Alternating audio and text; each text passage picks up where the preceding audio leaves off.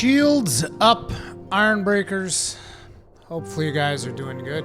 I am back after all. My wife is actually going to be coming over with the kids, and I'll probably be spending some time with them tomorrow. So tomorrow we might have a bit of a stricter schedule, but we shall see how that all plays out. But either way, I did want to advance some more into this because we are coming up pretty close to the end of all these quests of around Reborn. And naturally, I want to get through this stuff so that we can actually start seeing Heavensward and some of the other stuff.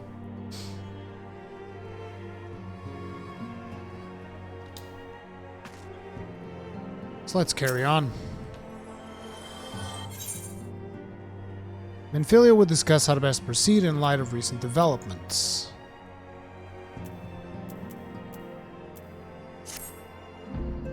I mean to scour the annals for knowledge of Midgar Zomer. Given his great age, I dare say he appears in more than a few. Do you hear that? The commotion outside. Would see if aught is amiss.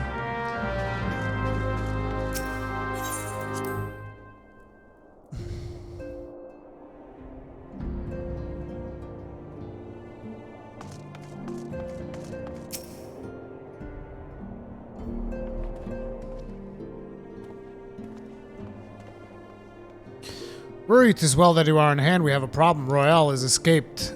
It happened shortly after the Immortal Flames took her into custody. She had been placed in a dungeon cell ahead of her coming trial, but apparently the accommodation was not to her liking. The turnkey was found slain along with 2 guards. Displaying she received inside help. Hey Goku Black, what's up, dude? Citizens report upon seeing Royale quitting the city via the Gate of Nald with a bloodied spear in her hand. She makes for Castle Meridanium, I am sure of it. Meridianum. It's not Meridanium. It's Meridian. The names in Final Fantasy XIV. With her fate in Eorzea as good as sealed, what recourse has she but flee to her imperial masters? Even as we speak, Captain Ilberg and the First are hot upon Royal's heels. Pray make haste to Camp Blue Fog and join the hunt. Again, I do not think that this particular quest is as black and white as it would seem.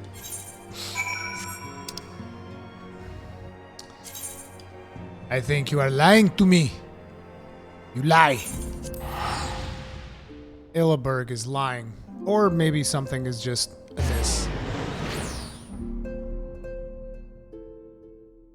Thought you would rest. The wife is coming over to my parents' place. My parents are not home. And as such, she's just gonna stay there instead, which allows me to live stream tonight, and then tomorrow I'll spend some time with the kids. Haven't seen my son in a bit. Yeah. Chocobo Porter. My thanks for coming, Scion. I have spoken with the soldiers here. They say that Royale walked through the camp not a bell ago. She walked right through. You did not mishear. We have Robon's decision to keep the matter secret. Thank for that. But bad for morale, he said. As a result, not a single flame in the garrison made any attempt to detain her, and so here we are. Royale must not be allowed to reach Castor Meridianum.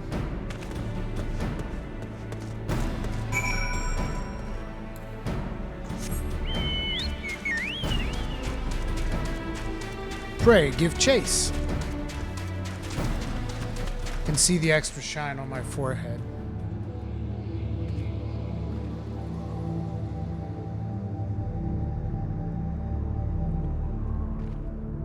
That's how it's gonna be, huh? Tell you what.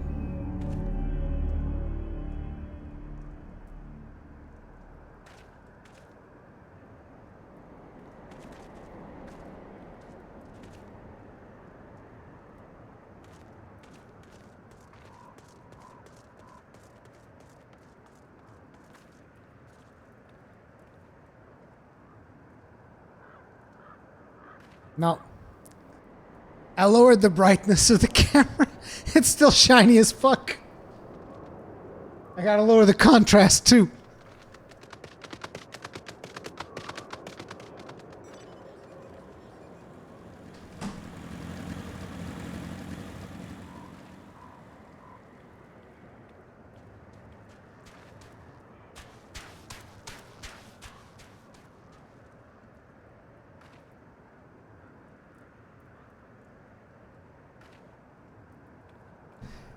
See, even if I make it this dark, it's still shiny.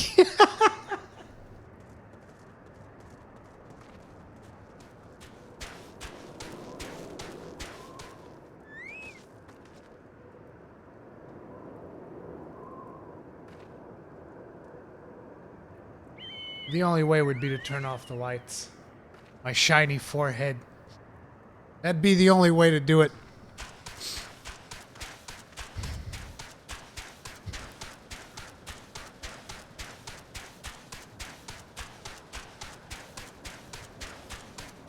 And we're almost level 57. Wait, I'm going the wrong way, aren't I? Yoink.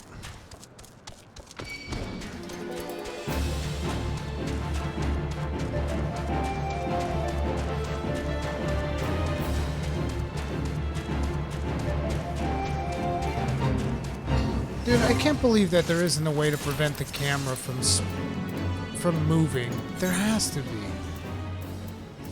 Like, it's not maintained camera distance. Dude, there's gotta be a way. Standard type camera auto adjustment. First person camera auto adjustment. But I'm not in first person. Why can't I just turn this off? Because, like, I like this thing about being able to move the camera whenever I want, but I don't like that the camera also moves whenever it wants.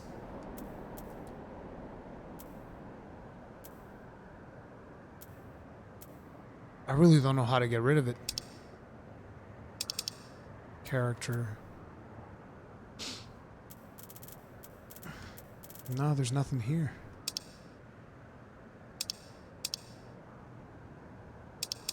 Could it be that it's on game settings?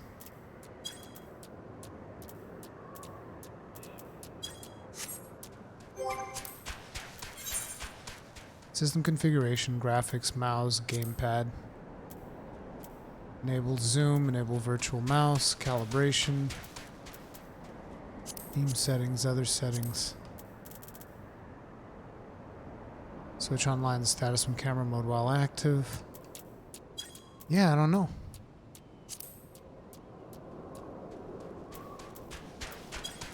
Yeah, in standard mode, it's not a problem. But the thing is, as a tank, standard mode has a problem because sometimes I need to tank something and I need to look in a different direction so that I can see if something else is coming. And with standard, you can't do that because you're going to basically turn around.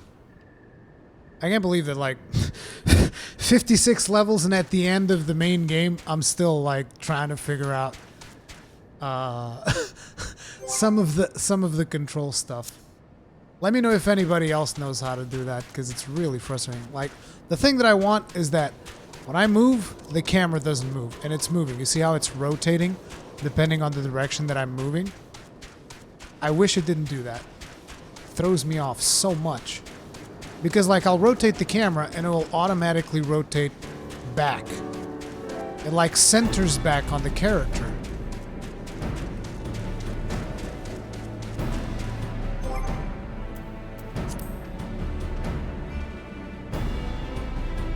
Yeah, I know. But, I mean, I can't believe that there's so many people playing with a controller and nobody's talked about this. Enable auto-target, disable targeting of man. There's gotta be a way. There's no way that everybody plays like this. This can't be something that I'm the only one who feels this is weird.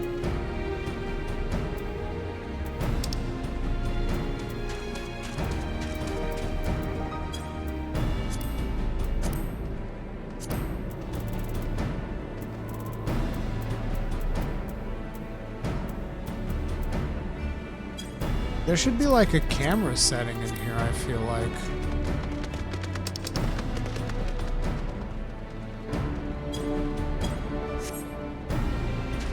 Oh well, I'm not gonna over.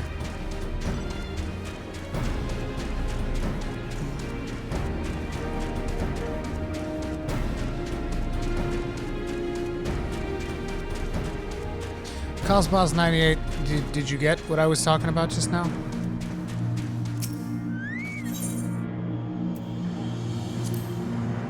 reason, Royale.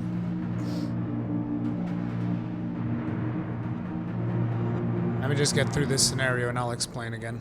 Maybe you can figure this out. It's a very specific thing.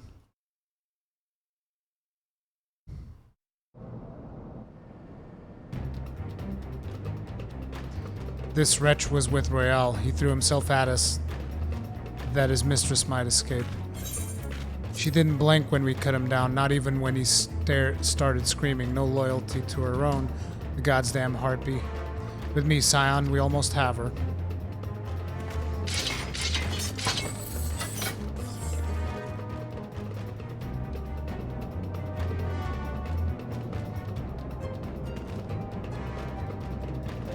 Well, I guess I was wrong. She did join in with the Empire after all.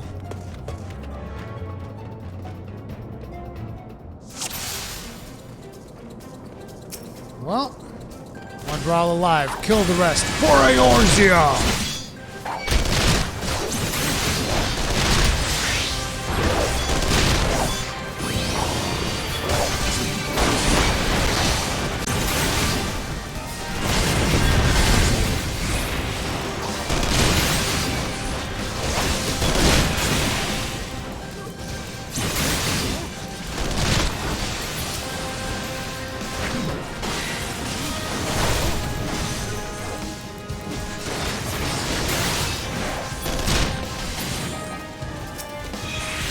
God, that's a lot of them. I guess I should focus on the lane.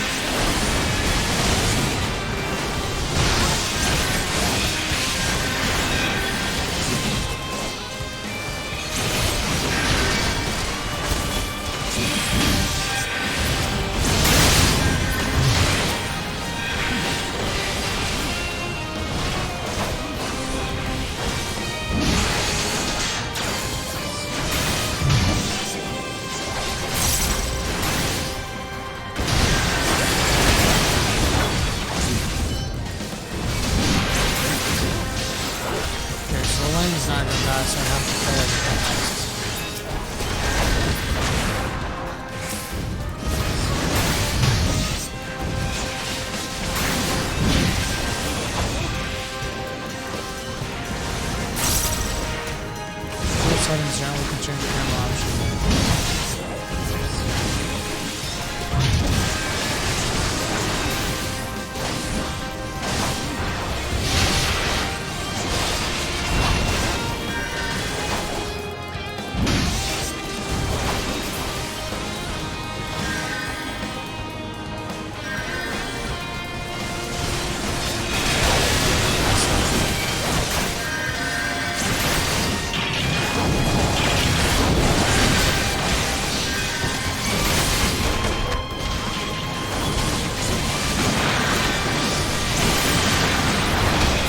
A lot of Empire scum.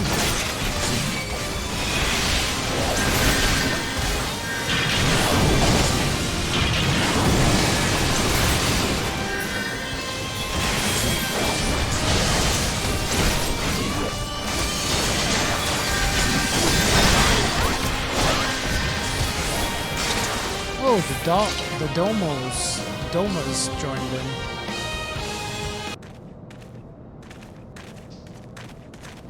You get that weird turning even with keyboard and mouse? Oh.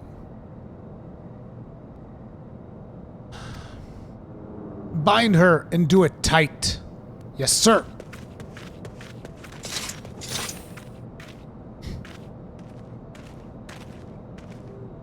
Good work, men.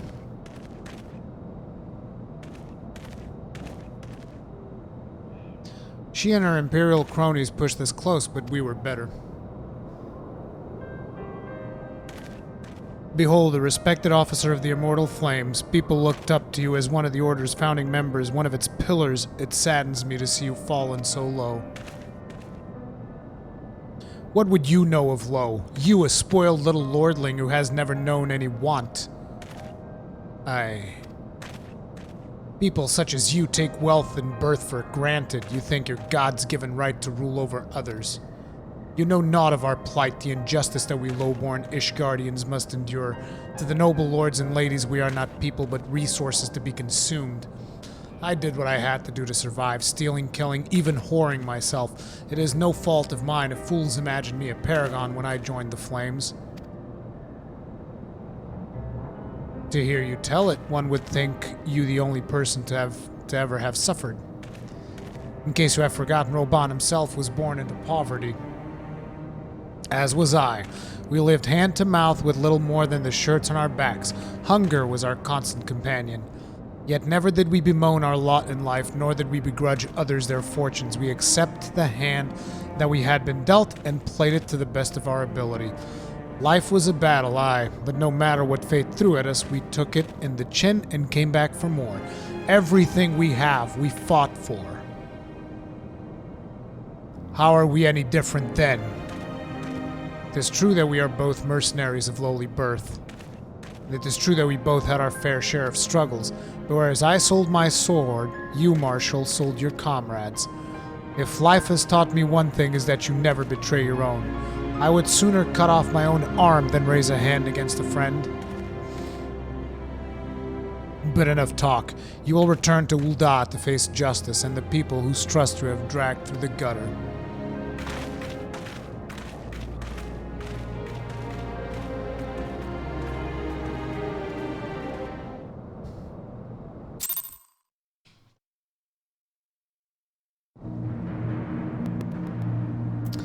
Okay, so real quick, let me take another look at this.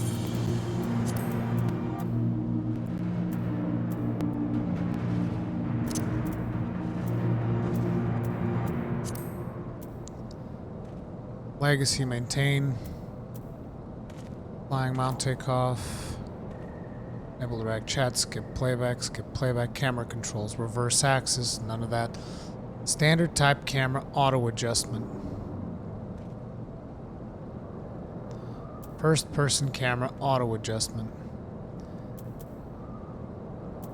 Camera speed.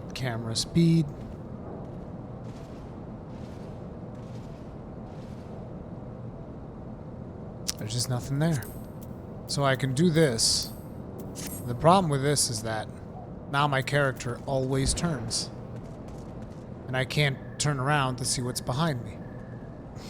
So I just have to deal with that stupid turning, I guess.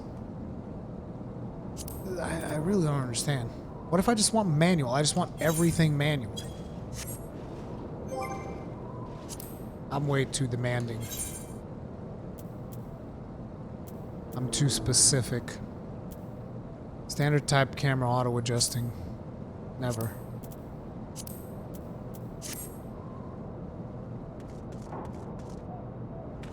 Change anything. Maybe you can switch the function of your left stick? No. The left stick's supposed to make me move. I have to move.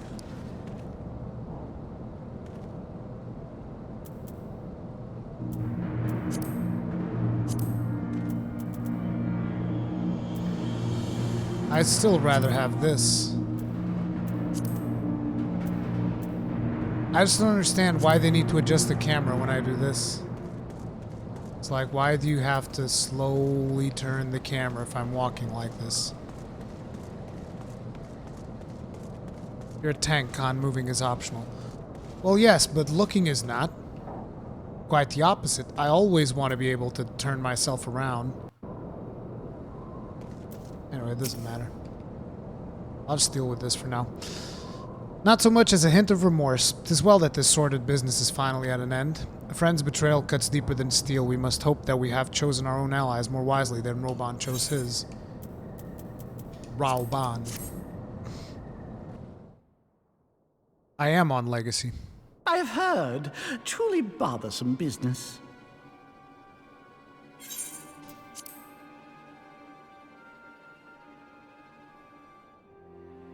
No, I do not foresee a problem on that front.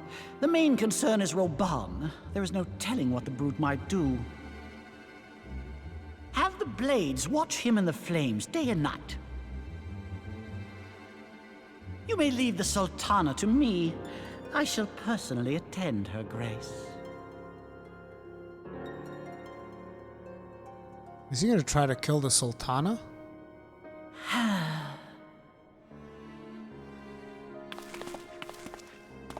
Sever one of the East Aldenard trade routes. That ought to keep Lolorito occupied for a while.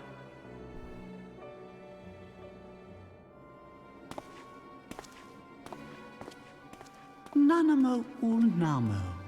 For my sake, pray be a good little Sultana to the last.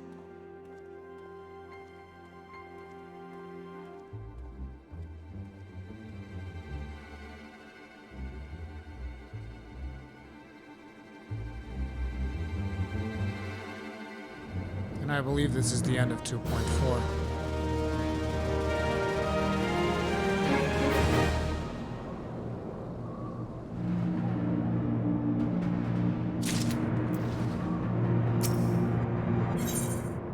Let us cling together. Alpha No would ask another favor of you. Ooh, am I lagging? Oof.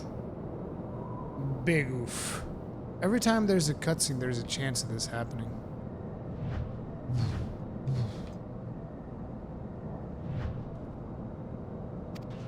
Captain Ilbert and I have a few questions for the Flame Marshal regarding the circumstances of her miraculous escape. When we have completed our interrogation, we shall take our findings directly to General Roban, and that will be the end of it. Your work here is done, my friend. My thanks. But I have one last task for you. Return to the Rising Stones and apprise me fully of all that has happened. I am aware that the antecedent held Royale in high regard. For better or for worse, you'll want to know how this tale ends. See you later, Alfie.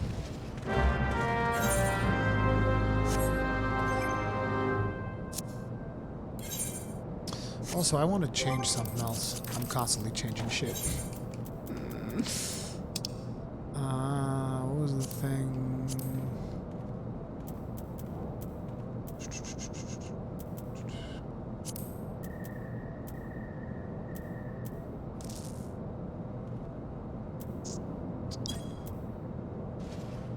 There's this, and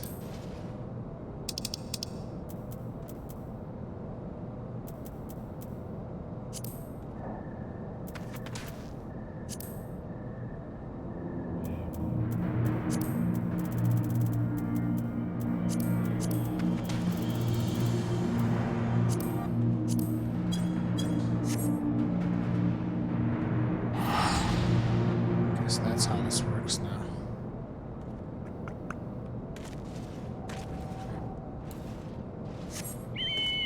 I've been fumbling a little bit when I'm double tapping, so I want to try this mode.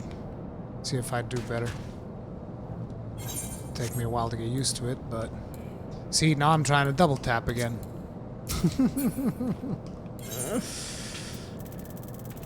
Yeah, I think in the long run, this will be better.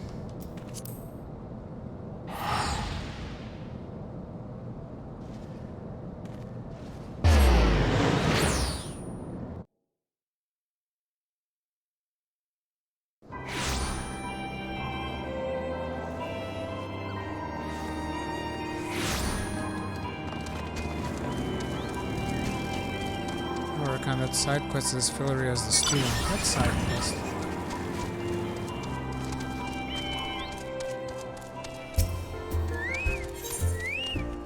No story in the camera fix MSQ you are doing now. I'm so confused.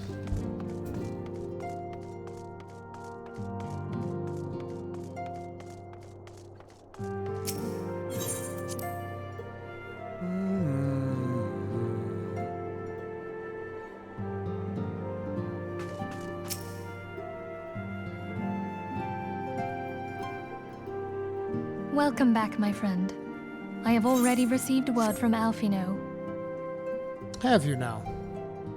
To think that Flame Marshal Huayu was the Garlean agent. I know not what to Ryu? say. Together with Reborn, Eileen lent us much needed aid at the time of our Order's founding. She was particularly passionate about the need to tackle the primal threat. When we discussed the subject, her eyes fairly shone with determination. Whatever else she may have been, I choose to believe that it was her true self with whom I spoke then. But now is not the time to dwell on such matters. I have an important announcement to make regarding our effort to defeat the Ascians. We shall begin as soon as everyone is assembled.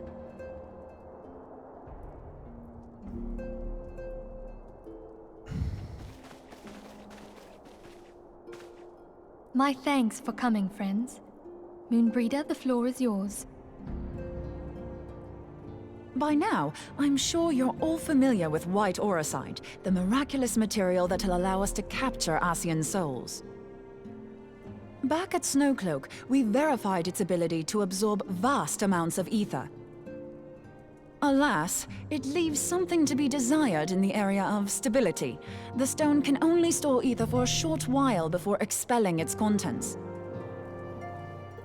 In addition to auracite's inherent limitations, we must needs be wary of our enemy's strength.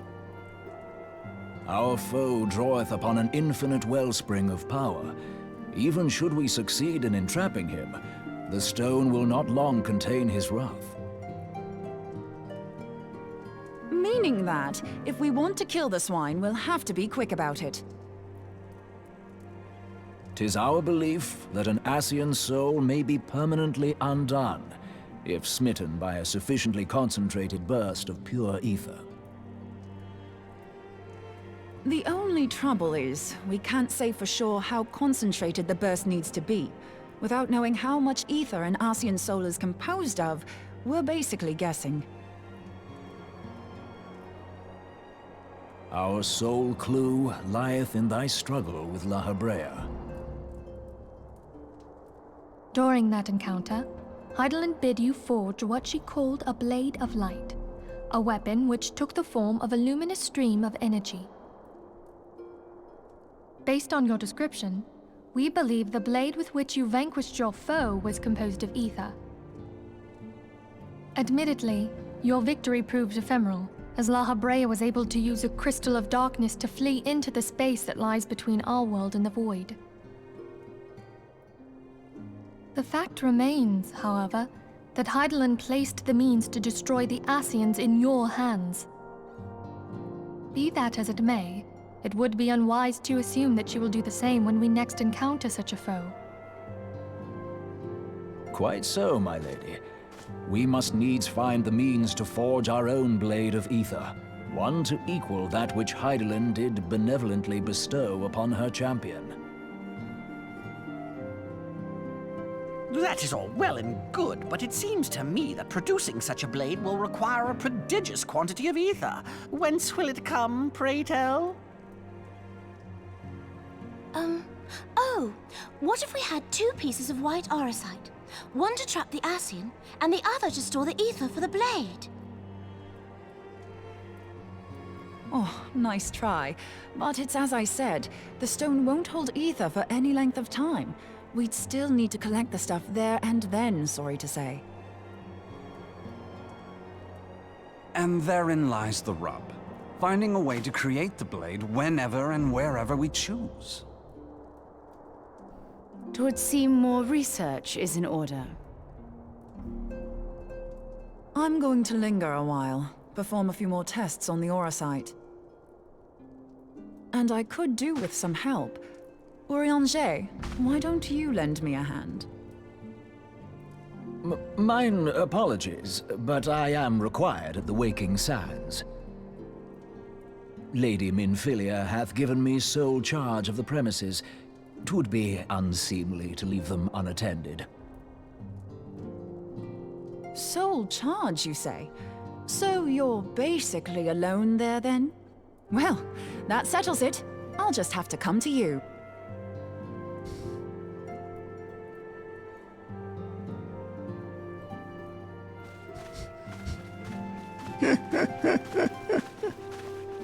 She wants some of that elf. While you were afield, word arrived from the Charlian motherland. You will recall that a survey party was dispatched to investigate the incident at the Isle of Val. What they discovered was troubling, to say the least. According to the report, the Isle has been erased from existence. 'Twas as if a hole had been torn in the very fabric of reality. Aye, yet the mystery endeth not with the Isle's disappearance. It hath come to light that a number of scholars in various other locales were reported missing at a similar juncture. What's more, they all had something in common with the head of the students of Baldessian. Every last one of them was researching a phenomenon called dimensional compression, or the rejoining as the ancient texts call it. I'll be damned if that's a coincidence. All indications suggest Asian involvement, but I sense that a force greater still is at work. The entity the Dark Beings call the One True God.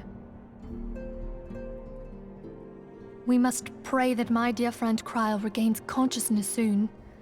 If she bore witness to the Isle of Val's final moments, she may be able to shed some light on this mystery.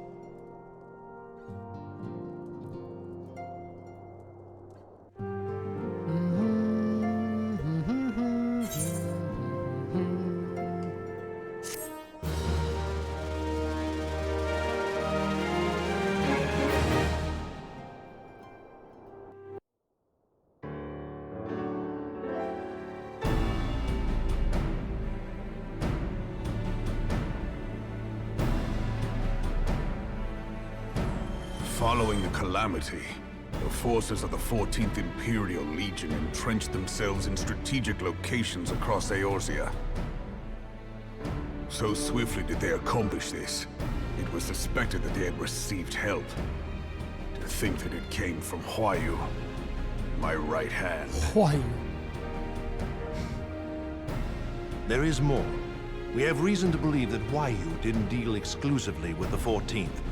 She also answered to a higher authority in Garlemald. But this higher authority could not have been the Emperor.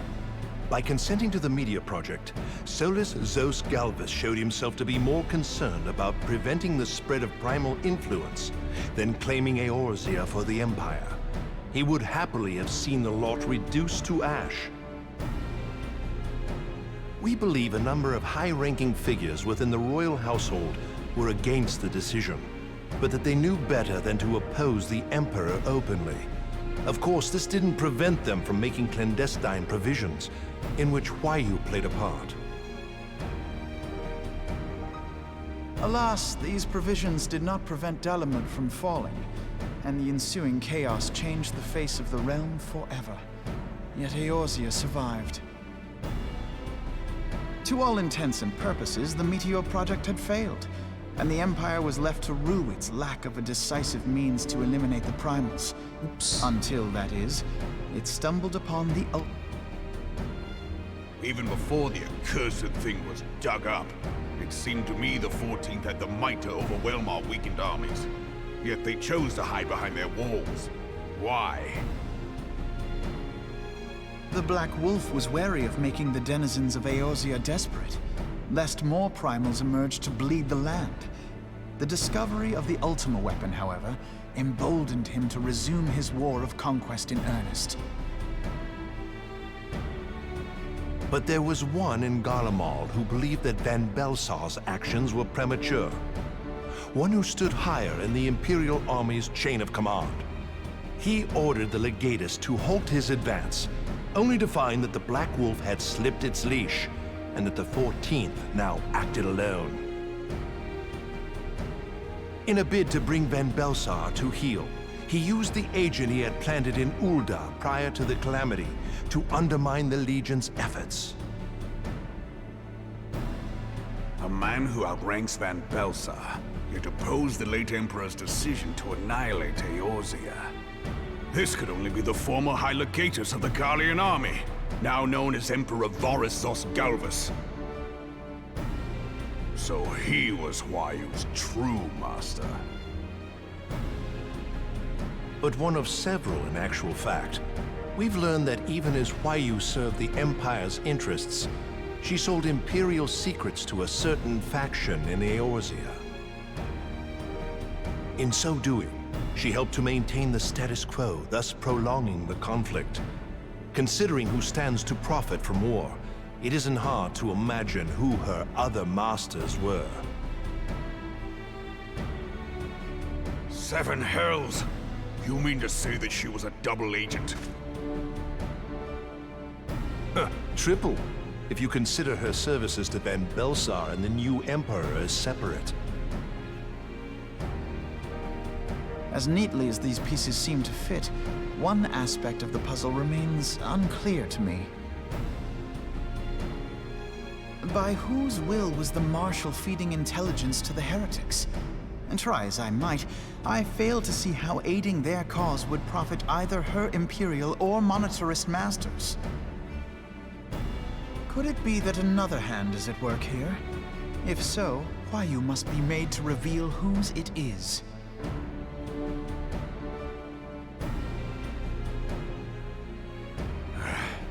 Not only have I lost a trusted friend, now I must interrogate her as a stranger. Not a pleasant task, I grant you, but a necessary one. Unless we weed out the ivy, root, stalk, and stem, it will simply grow back.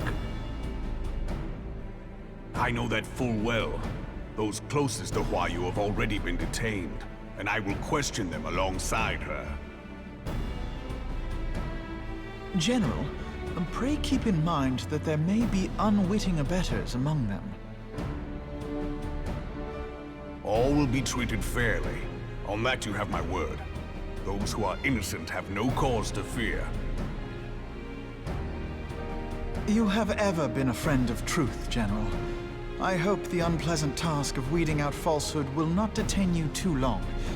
Though it be for the sake of Eorzea, doubting one's comrades is poison to the soul. And with that, I take my leave.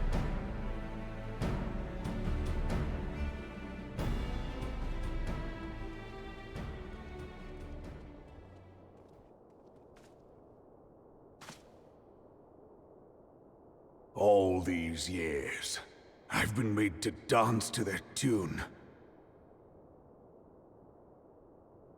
How could you, Huayu? How could you side with them? Those cankers who take from this land and give naught in return, who use their power to disempower and grow fat while the people starve. I know you can hear me, monetarist scum! Your crimes will not go unpunished! Until you purge this land of your sickness before the eyes of the 12, I swear it!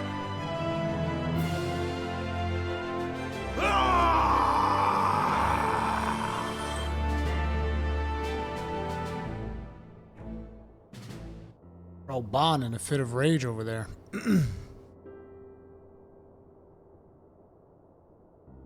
I shall have no further need of you this day. Your Grace.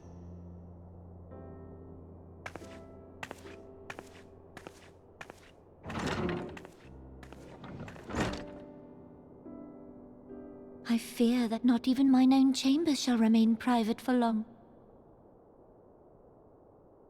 Has the situation grown so grim?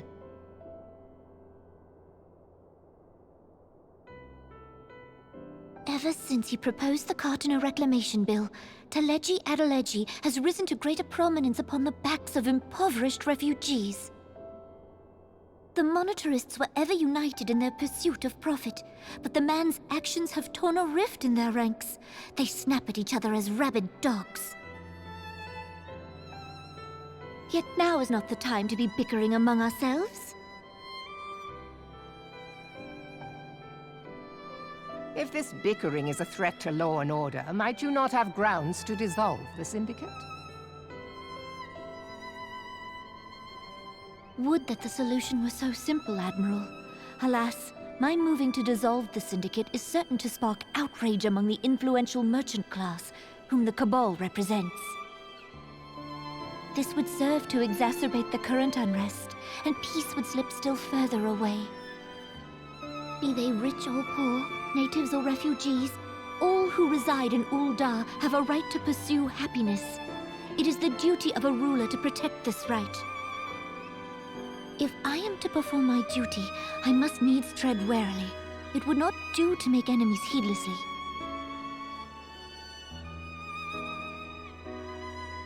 Were Lord Lolorito here, he would doubtless say that I have my head in the clouds. A ruler is required to take a wide view. Try as we might to cater to all needs, some will inevitably be overlooked.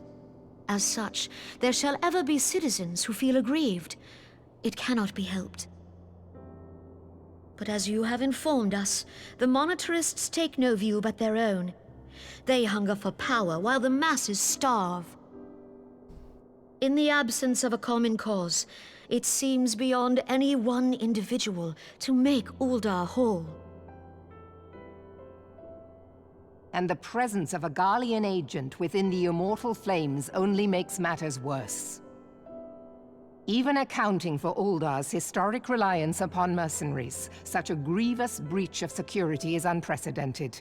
I fear this business will provide the monetarists with a rod to beat Rauban.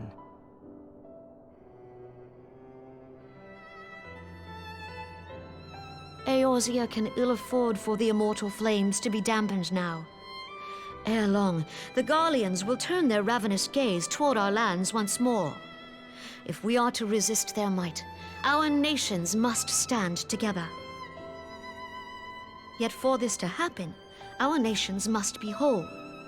Cannot be done to improve the situation in Ul'dah.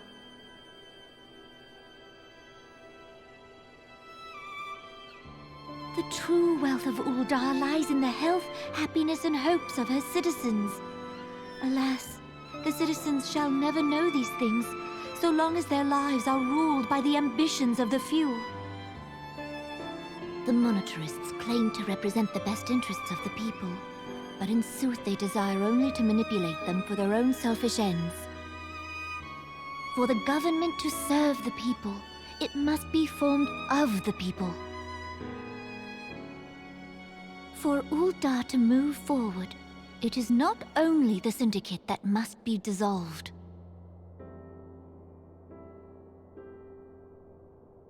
Nay, you jest.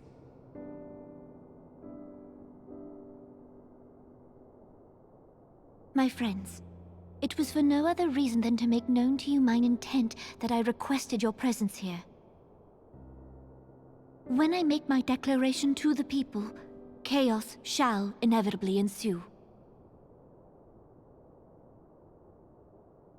As the last monarch in the line of Ul, I make unto you this request. Help Reborn to preserve order and protect the people. Forsake them, and you forsake yourselves. For a strong Eorzea will ever have need of a strong Ul'dah.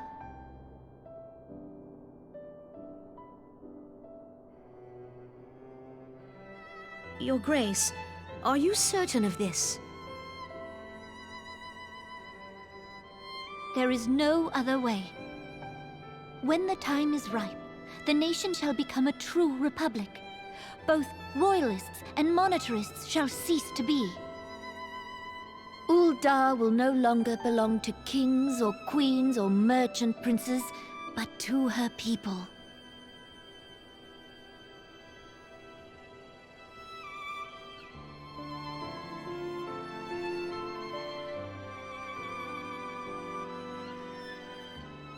Reborn, forgive me for casting aside all that you have toiled for in my name.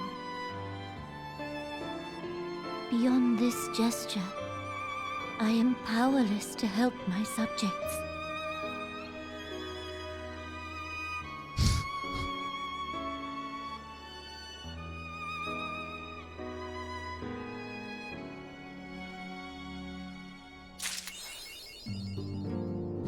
Let me just check something real quick.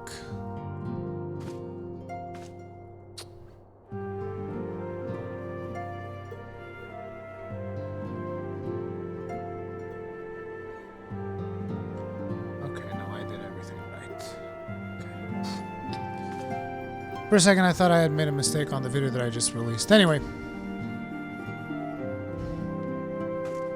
So Ul'dah is going to become a republic. That's not going to work out. Tell her right now. Minfilia is considering which of her many responsibilities demands her utmost attention. Hey, Chazarok, what's up? Doing good, dude.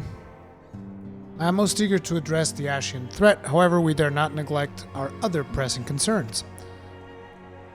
We both know full well that Saint Shiva will not be the last primal we face, and our relationship with Ishgard is still tenuous at best. To think that the resolution of the primal threat was once the sole priority of the Scions of the Seventh Dawn. Some days I wonder if it was wise for us to take on so many responsibilities. Lest you forget antecedents, Scions need not shoulder the burden alone. We're not the Crystal Braves established for this very reason. True, we are presented with a multitude of problems, however, we shall have all the resources we need to address them in turn. Rhea in particular is ever a steadying hand, who I trust will continue supporting the Braves. To what do we owe the pleasure? Have there been further developments? Give me a second, I got a call.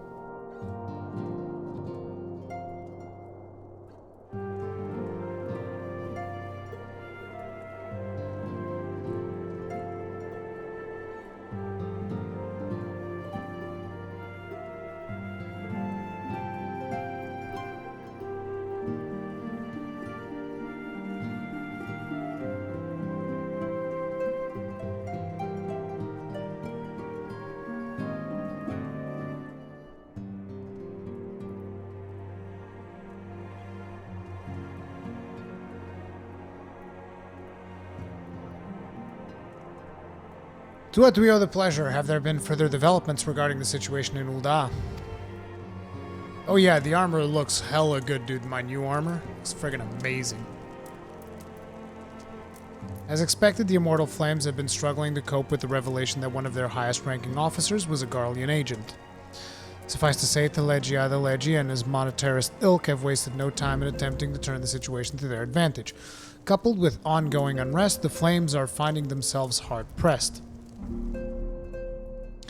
Plainly, General Reborn needs our help, and I will direct the Crystal Braves to offer what support they can.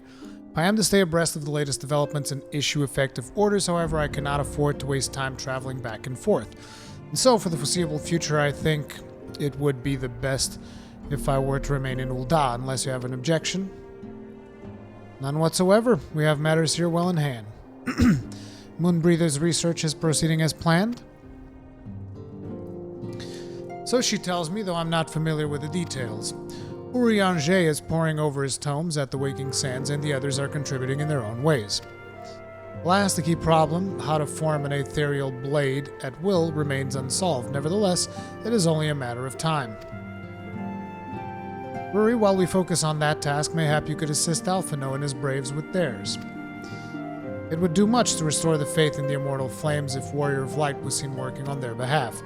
Never forget that your esteemed status allows you to act in ways that those more tightly bound to organizations and nations cannot. However, I implore you to do so.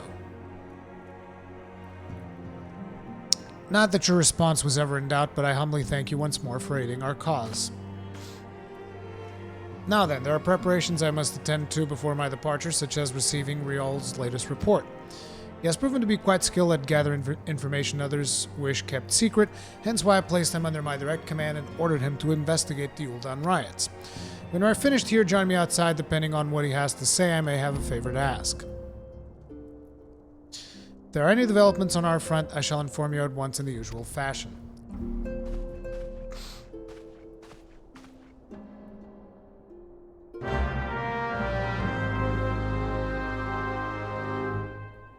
That shit ain't funny, Kagran. Bum, bum, bum, bum, bum, bum, bum, bum, bum. Riol.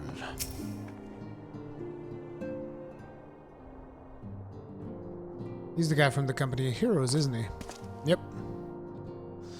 Pleasure as always, Ruri. You'll be escorting the commander to Ul'dah, I take it. Actually, I had another task in mind for him.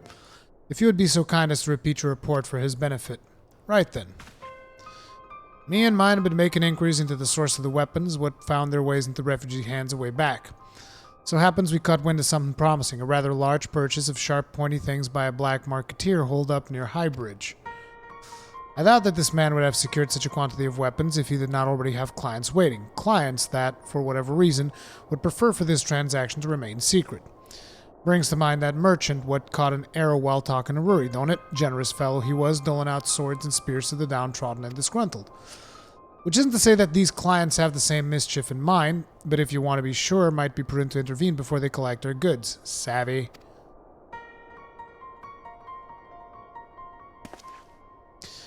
Seizing the weapons before they fall into the wrong hands would be for the best. However, if we strike at the appointed hour, we might capture the black marketeer as well as his clients. What say you, Ruri? Then it is settled. Rendezvous with Captain Ilberg at High Bridge and intervene when the exchange takes place. Now then, if you would excuse me, I must leave for Ul'dah. I expect good tidings. Manservant.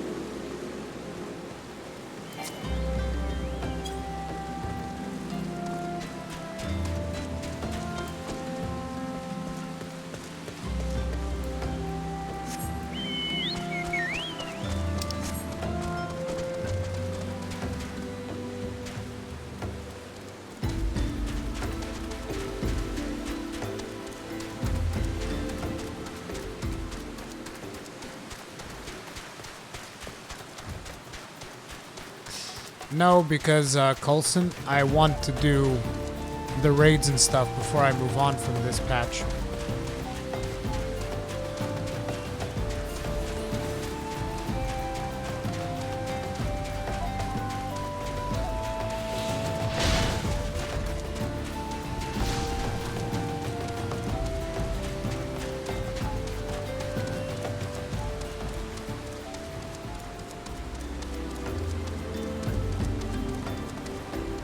These quests have been good in terms of story, though, Coulson. Ruri and my scouts have been keeping a close eye on the Black Marketeer, and it would seem that his guests have arrived. It would also seem that he has hired more than a few men to stand guard, common thugs of no consequence, but they nevertheless pose a threat. Even so, I feel compelled to apologize. This is far beneath a man of your standing. The Commander Levelieu needn't have dispatched you hither. But powerful men have ever need of loyal, able-bodied friends. Having found one in you, it's only natural he would come to rely upon you without hesitation.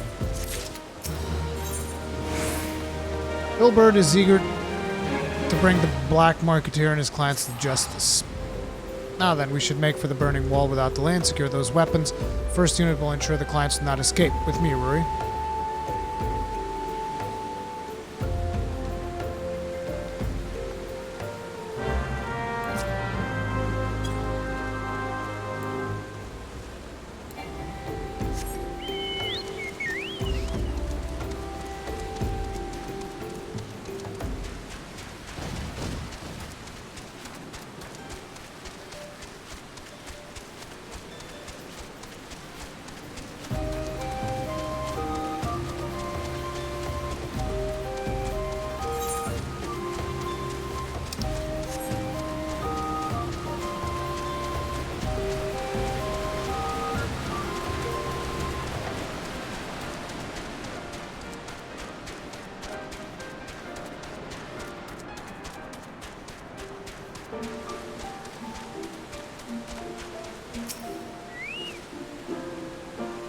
I spy the one man, but there are sure to be others. I have a plan. While you approach the center and create a distraction, my men and I will slip past and catch the Black Marketeer unawares. Once you've disposed of the thugs, wait for us outside the tunnel entrance. Any question, then let us be off. Good luck, my friend.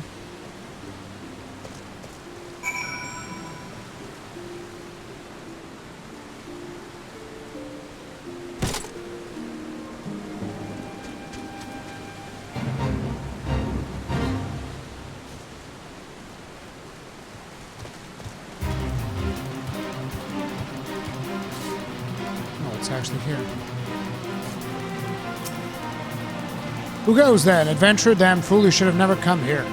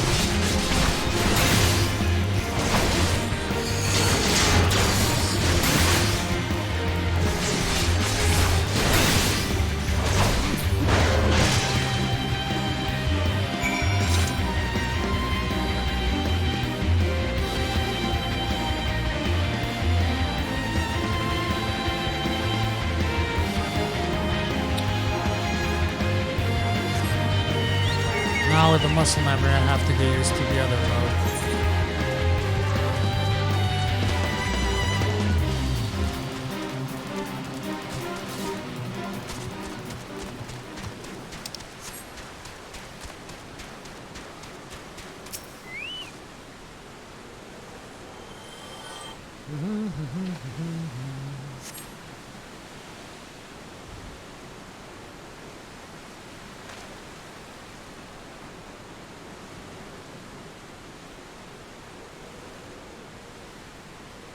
I don't understand. What's this all about? Grr.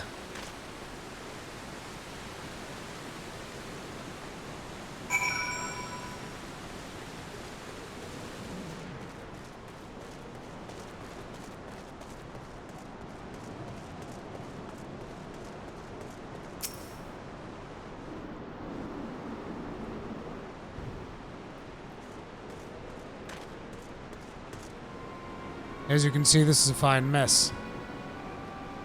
I still don't trust you, Wilbert. When I tried to restrain him, he drew a hidden blade and lashed out. But before I could disarm him, one of my subordinates panicked, and this is the result.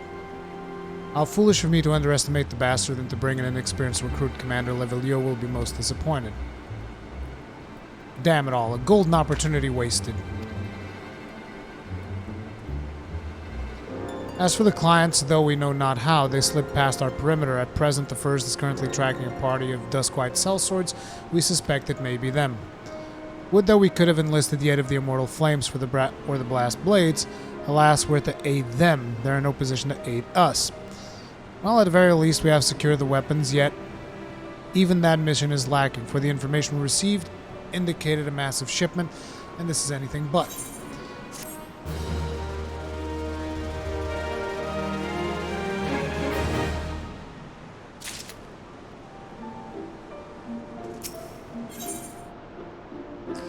Ilberd would like nothing more than to have this incident forgotten.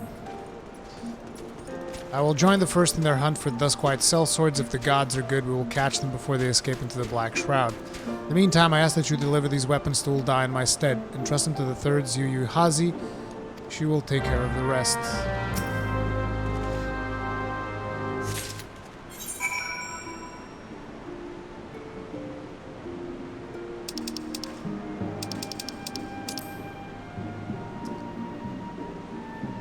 I can't teleport directly here. I gotta go here.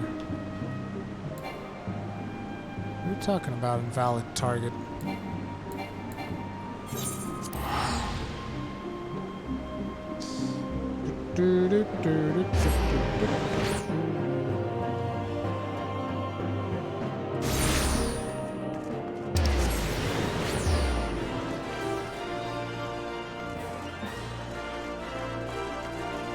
Oh wait, I can just take,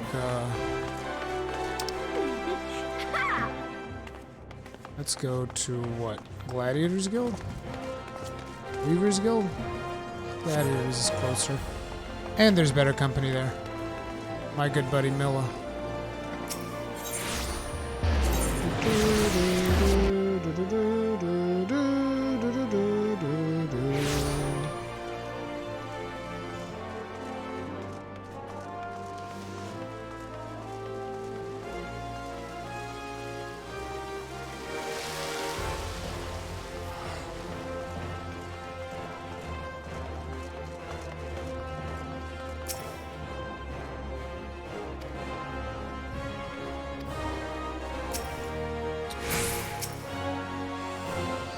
Warrior of Light, ever reliable friend to the Crystal Braves, you have my deepest thanks for your assistance in Kurthus. Now it brings you to us this day. Take that. No, I'm using a Xbox One controller. Gift of weapons from a certain black marketeer, courtesy of Captain Ilbert, you say. Understood. Once we've cataloged the contents, we'll have them delivered to the Hall of Flames. This cannot be everything, can it? We all stated with confidence that there would be a far greater quantity of weapons. A blatant falsehood, clearly Riel's unfamiliar with the ways of Ul'dan merchants, who ever strive to present themselves as greater than they are. Should be thankful that his information is not completely erroneous, and that we managed to achieve anything of worth at all. It's still something worth celebrating, isn't it, Lieutenant? Besides, we've got more important things to worry about, like fighting those Garleans up north. There'll be no fighting if I have anything to say about it. Our orders are to stand watch, not to seek glory in battle. If you have no further need of us, then I shall take my unit to the cerulean processing plant. Time for the Fourth to earn their keep, eh? Fight well, Olian, for the freedom of all.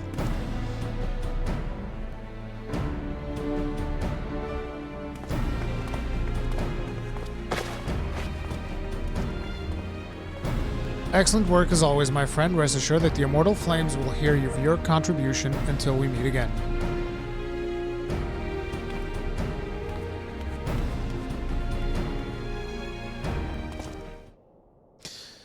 Brew your word, if it please you. Not here. Look for me at Sapphire Avenue Exchange. No need for whistling this time, don't you worry.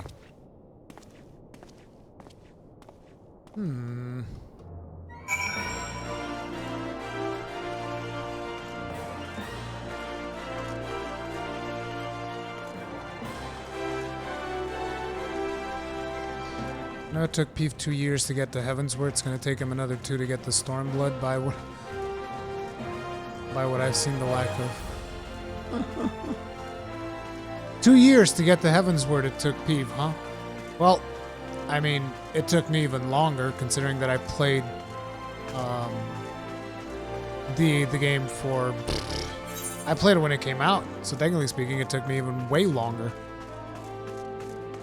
I played Realm Reborn when it came out. Where am I supposed to meet up with you? Right next to Sapphire. Oh, you did say Sapphire Avenue.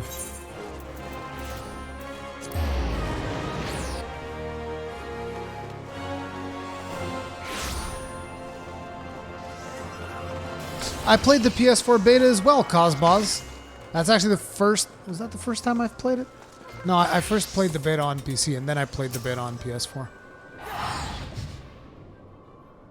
Thanks for indulging me a request. Few places better than a market for privacy, I find. All the hustle and bustle of commerce means most conversations go unnoticed. I'll get to the point. At the burning wall, when you and the captain interrupted the exchange, what happened? Tell me everything, leave no detail out.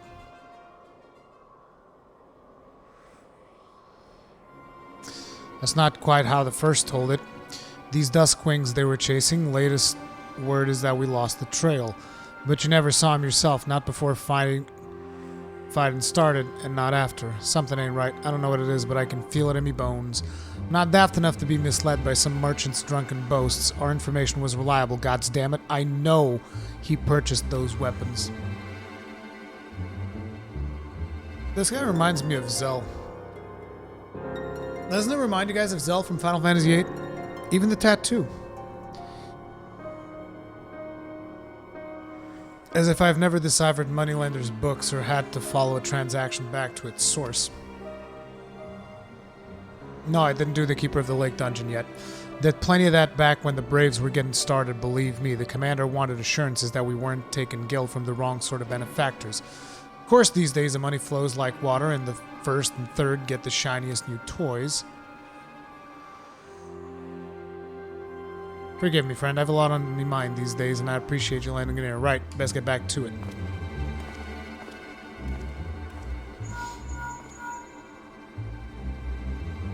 Can you hear me? This is Tadaro. Your presence is urgently requested at the Rising Stones. Please come and see me as soon as you are able.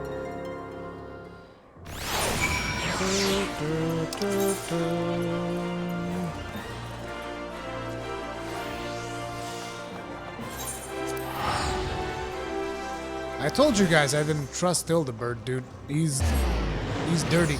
I can smell dirty a mile away. I never trusted that guy. Never trusted him.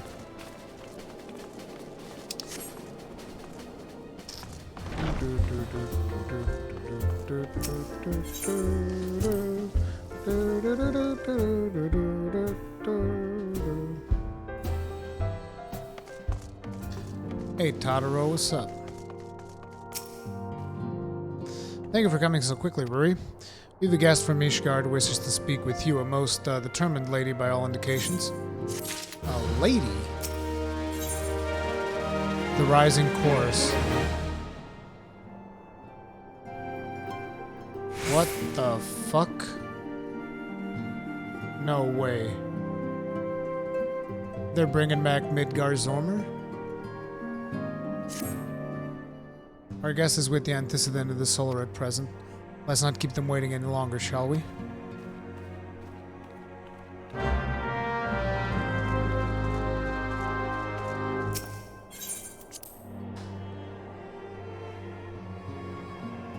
I'm on the Spriggan server.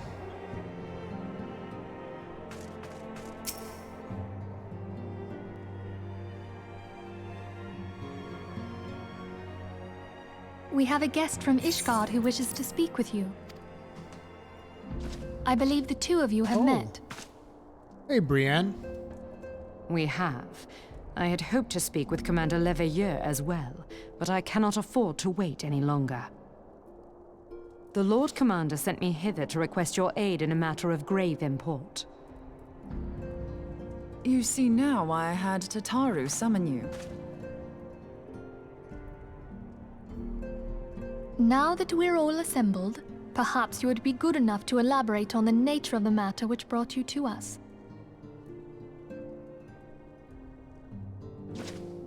The Observatorium's astrologians have sounded the alarm. Last night, the Dragonstar burned with an intensity not seen in 15 summers. Not since the Dravanians engaged the Empire in the Battle of Silvertear Skies. The northern sky doth burn full bright upon the Wormlord's call. The red behemoth beckoneth, and flame consumeth all. The old Curthan rhyme, aye. The brightening of the Dragonstar is said to accompany the roar of a great worm. The astrologians believe that it was Midgard Zorma himself who cried out on this occasion. After an absence of centuries, the King of Kings did return to lead his kind against the might of Garlemald. Only to fall in his duel with the Agrius, proud flagship of the Garlean fleet. Devoid of life, his corpse remaineth entwined about the Magitech monstrosity even unto this day. Ariange has the right of it. Whatever this alteration in the Dragonstar portends, the Great Worm has shown no sign of life. Tataru, have the Domans reported aught out of the ordinary?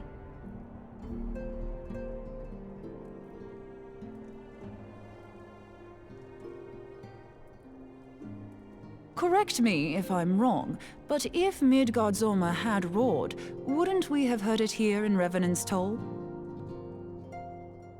Roar is but a figure of speech. Dravanians can communicate in ways beyond our ken. It is for this very reason that we are forced to look for signs in the heavens. We cannot say with any confidence that a great worm roared at all, much less that it was Midgard Zorma. Only by directly examining the Keeper of the Lake can we be certain.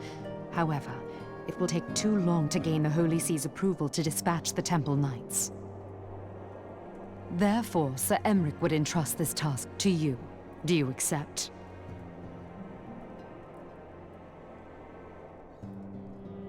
We knew you would not disappoint us. Now, if you would excuse me, I must return and assist the Lord Commander. We have precious little time to prepare.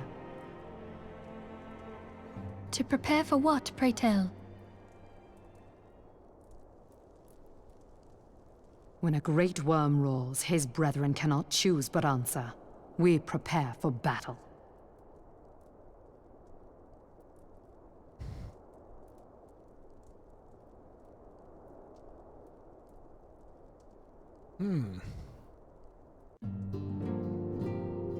Khan, how much of Midgar Zomer do you know from 1.0 info?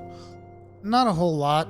I just know that there was that battle when the Empire initially invaded Eorzea, and they were bringing their big ships, and Midgar Zomer showed up and fucked up their plans, and then the big ship fell, and Midgar Zomer was like stuck with that ship with his wings to the side, which is why when I saw the image, I was like, it's Midgar Zomer.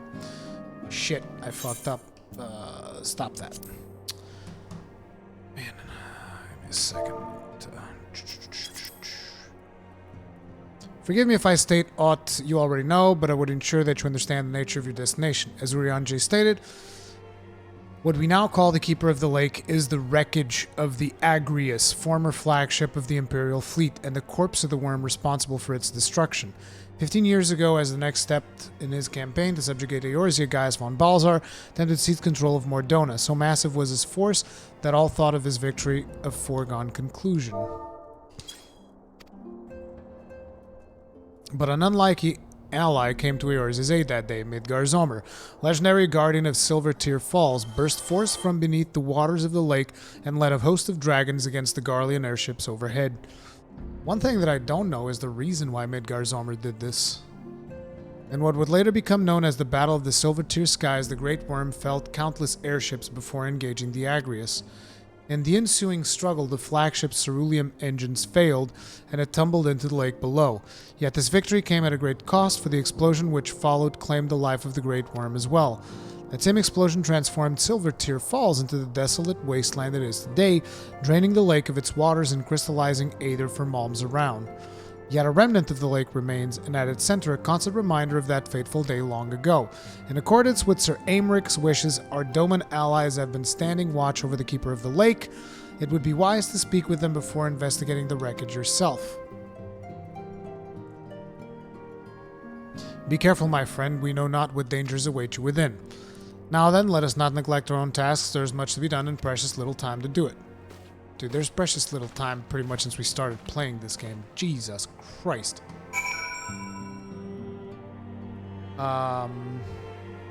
Would actually be cool if I could show you guys the cutscene for those of you that are not familiar with what I'm talking about. Let me see if I can find it.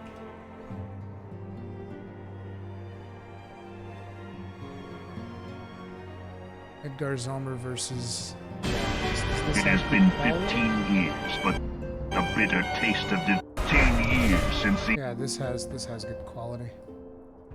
This is the cutscene that we're talking about for those of you that are not aware.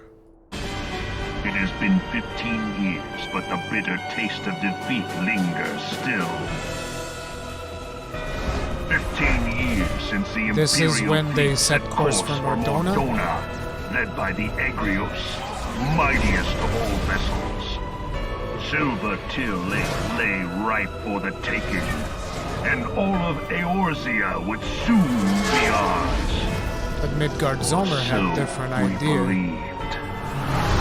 But an innumerable host of dragons met us that day, at the heart of which flew the great Midgard Zomer. Though we succeeded in slaying that lord among worms, the dread serpent's defeat was bought at too high a price.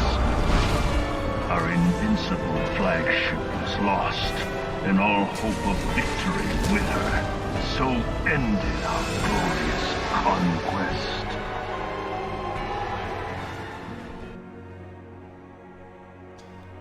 That's the cutscene that we're talking about with Midgar Zomer kicking the Agrius' ass. He protects the Silver Lake and they wanted to take it. Oh, okay.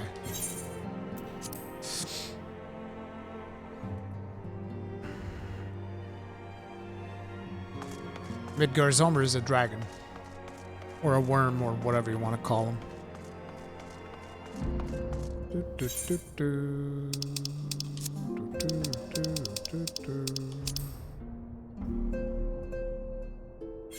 Wait. Oh, it's right here. Lol.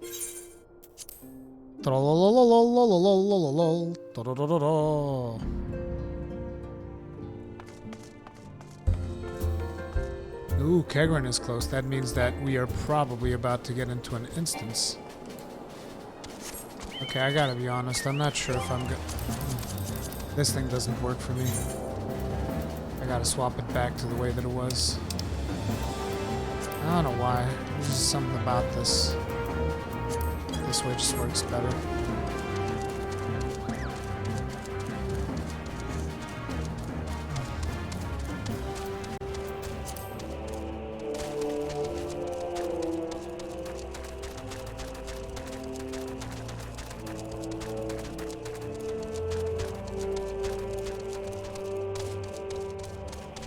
I like to see that everybody is curious about what the fuck's about to happen.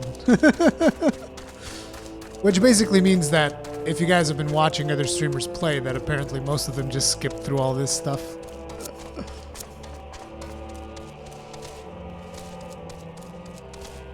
Which I think is a bit of a waste, depending on the person's patience, though.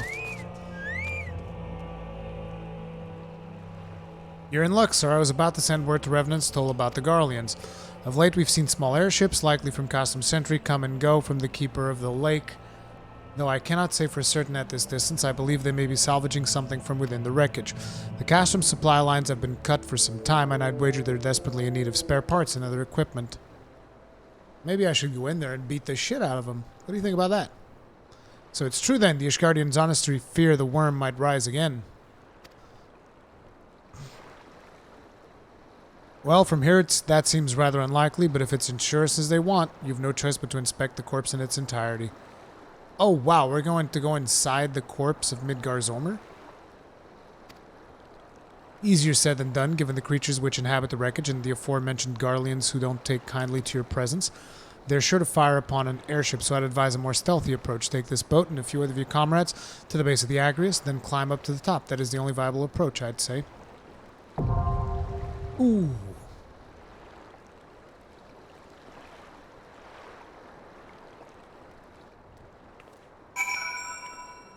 Alrighty then.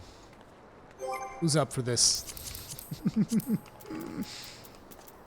I see Kegren's already here, so inviting. Cosbos is in. I'm not sure if anybody else has messed. Dissolved the party? I didn't dissolve the party. Oh, it's because of the cross-world stuff.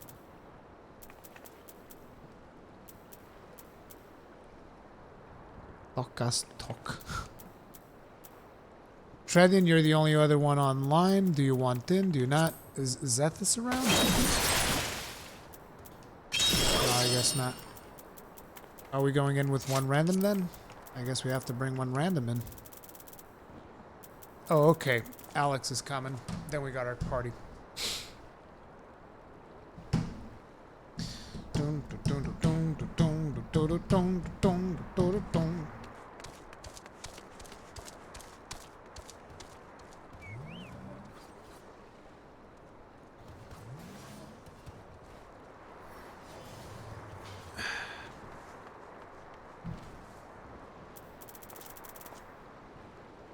Well, too bad. You're gonna miss out, slacker.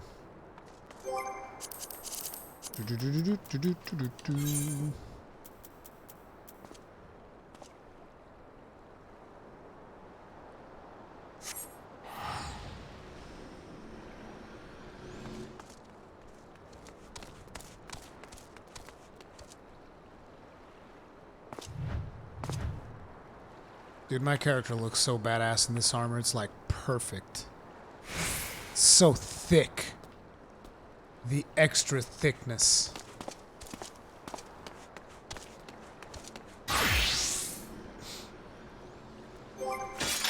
Kegren's looking pale.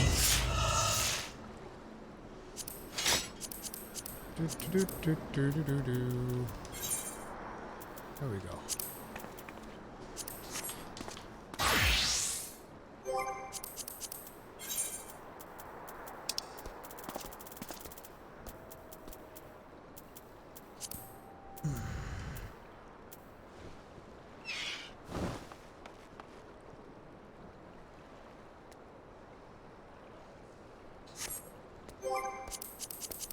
Did you cancel my invite?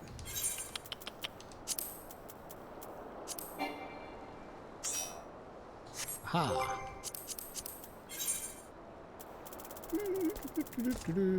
Keeper of the Lake and join.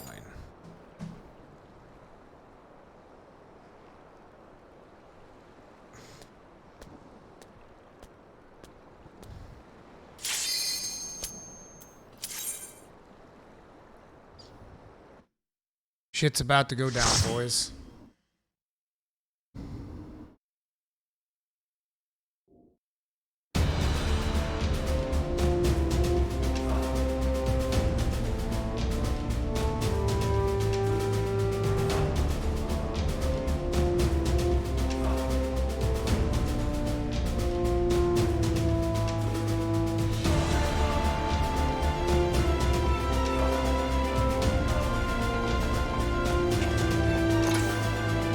This is the first dungeon that I'm tanking with this new camera setting.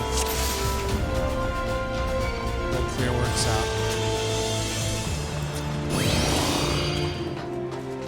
Let's not forget to go into tanking stance.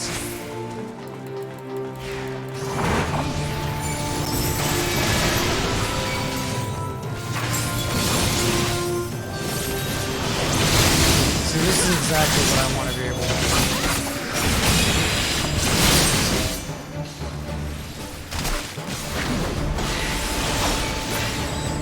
I'll admit, I'm not sure how important it's going to be in the grand scheme of things. Looks like these dudes are actually hitting it pretty hard. Whoa!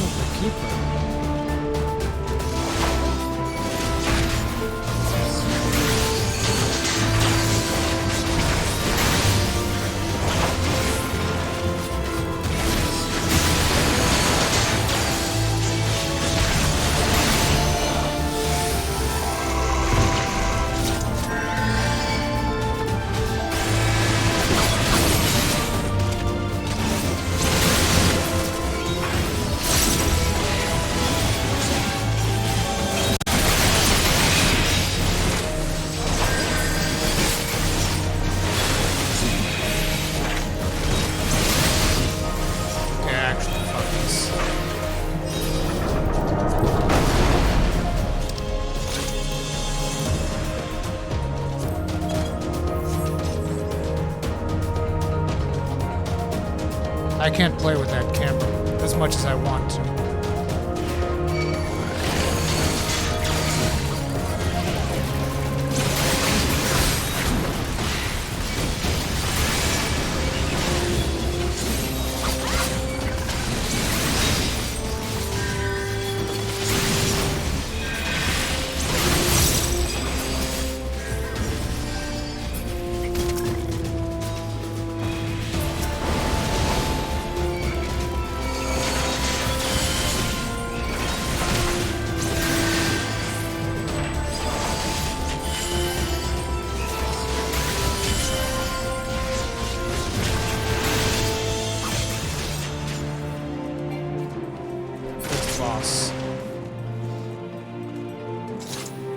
Einhander. He's got 2 snakes for horns.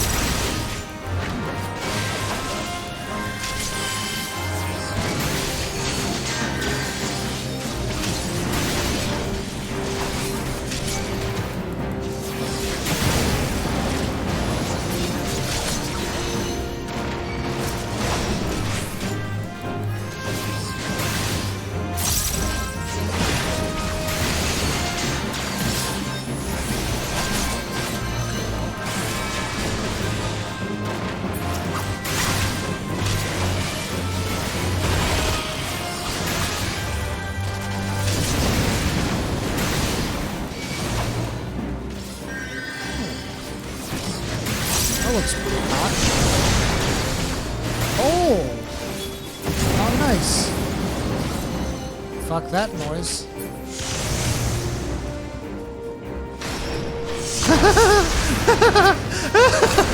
I like that. Holy shit, that's a big one. Oh wow, 2 of you guys are dead. It's okay, I got my ultimate spell, we're good. That was my fault though. I had nothing to do with that.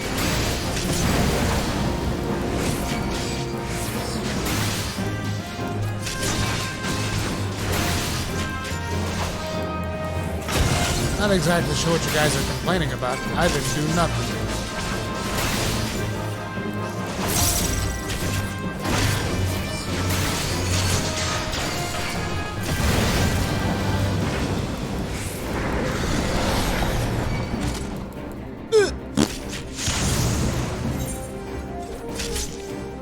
You need more AoE, of course. Well, I had to move the boss. Am I supposed to eat those explosions?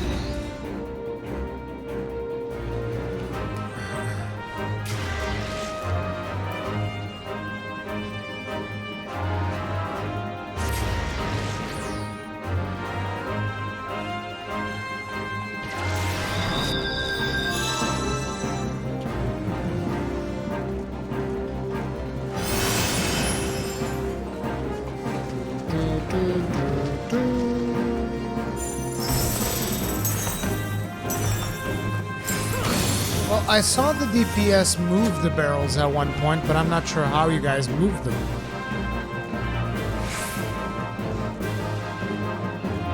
Yeah, I get that part. I get that the flames aren't supposed to touch the containers. I hit it! That was the thing. Like, I already got that if the flames touch the containers, they'll explode. But I hit the container to try and move it away, and it didn't work.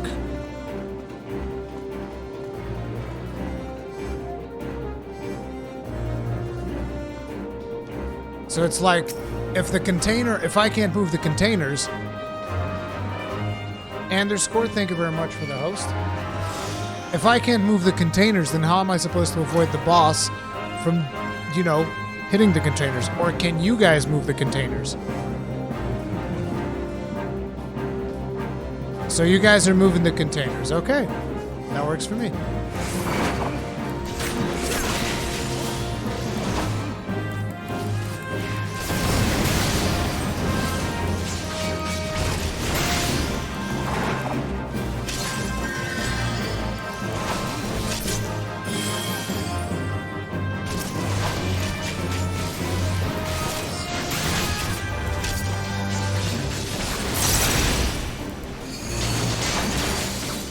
I still don't know how you're supposed to move them though, because I attacked one of them and it didn't move.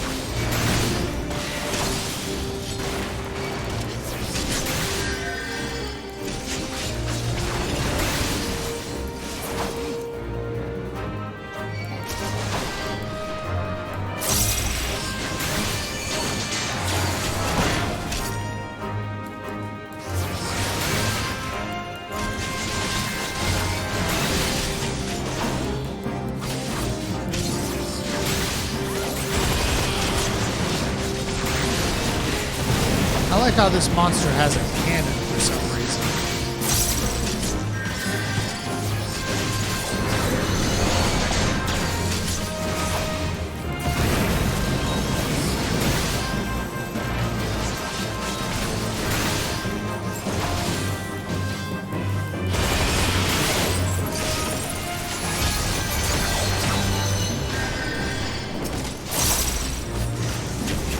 Someone's got to take care of this. Oh, shit.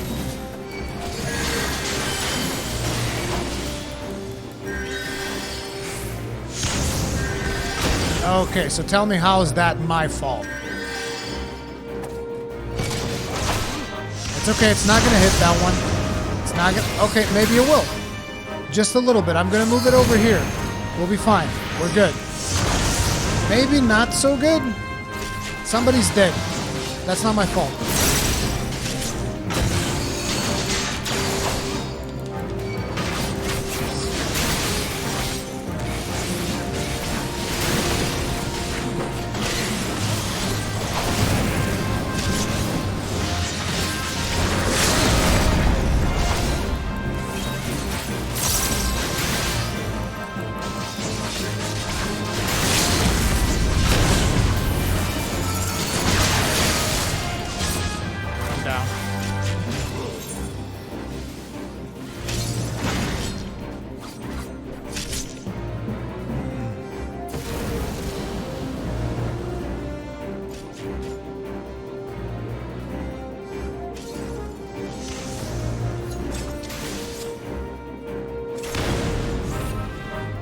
Kegrin's got this.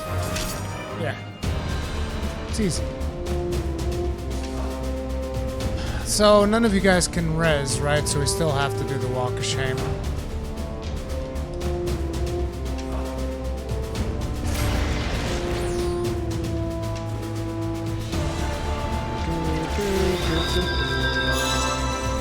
Oh, there's a shortcut.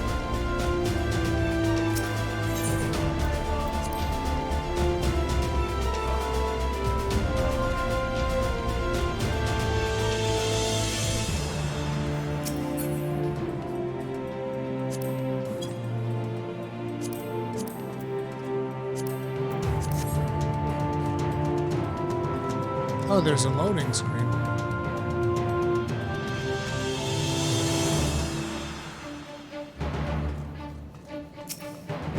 Ooh.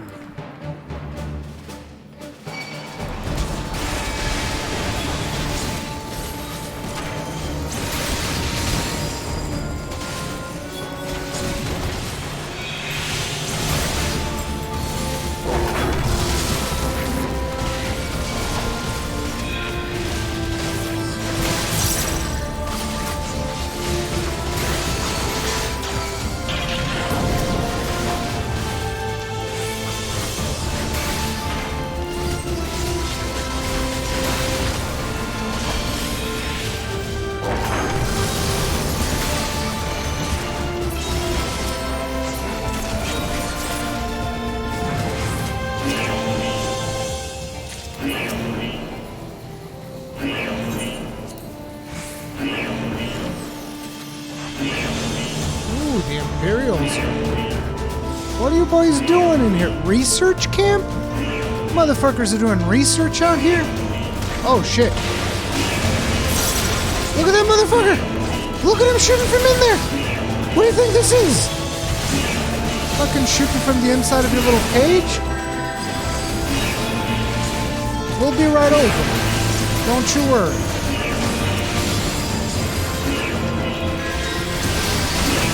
Do the sounds go like on and off in this dungeon, or is that just me?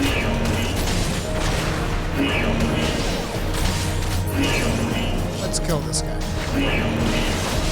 I want him dead.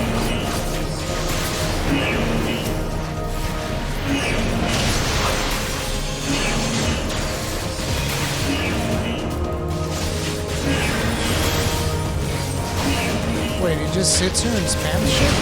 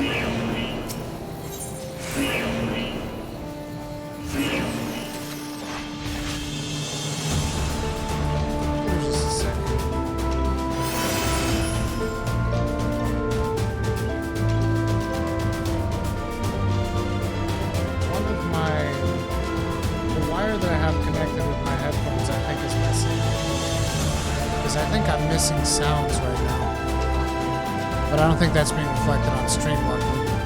What the hell? A gunship? Now we're talking. Let's go. I want to kill this thing and make a funny hat. Wait, wrong game. That'd be Monster Hunter. Whoa, flamethrower? You got any more of those cerulean things? Wait, oh shit. Okay, this one stays cast. Gotcha. My bad. Okay, it doesn't seem like he's affected by aggro right now, so hashtag none of my business. Okay, now we got aggro.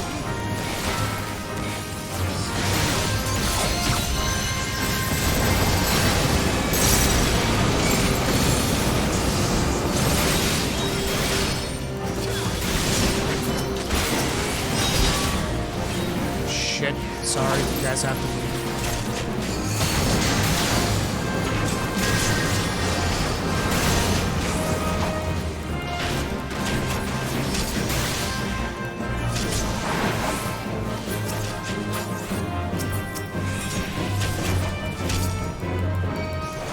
Oh, he picks somebody to follow, and in the direction that person moves, that's where he goes. I gotta move him here.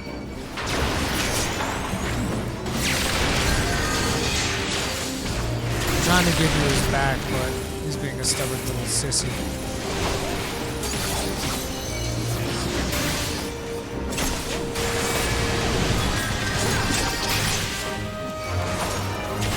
Okay, that was not nice at all.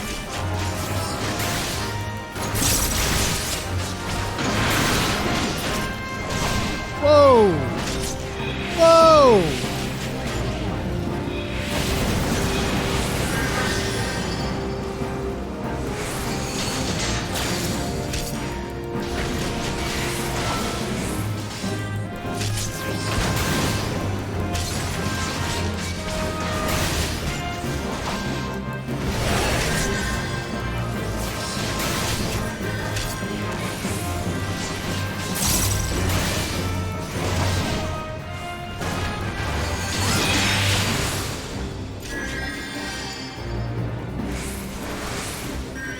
He's gonna do this way now. Or not.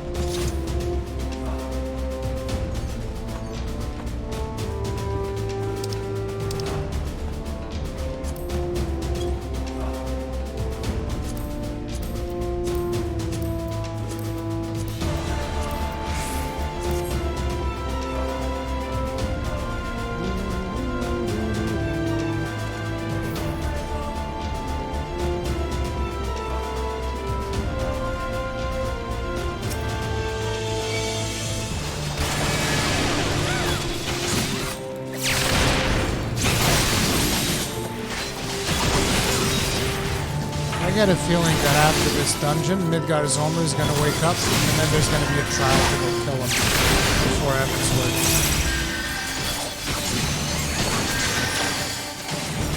But I'm not sure.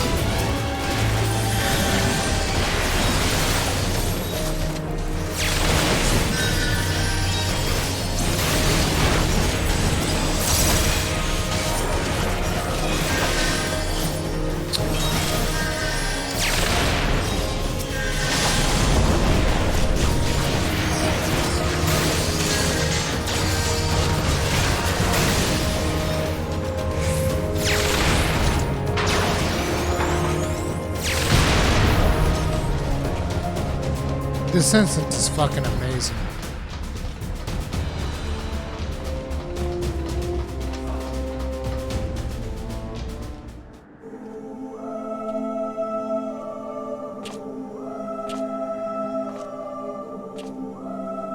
These dragons look straight out of World of Warcraft. Treadeth now upon my bones, and waketh me from slumber sweet. No. Ooh. Just like I suspected.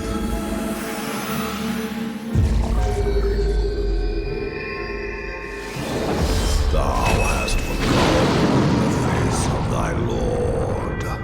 Remember, mortal, and fear me.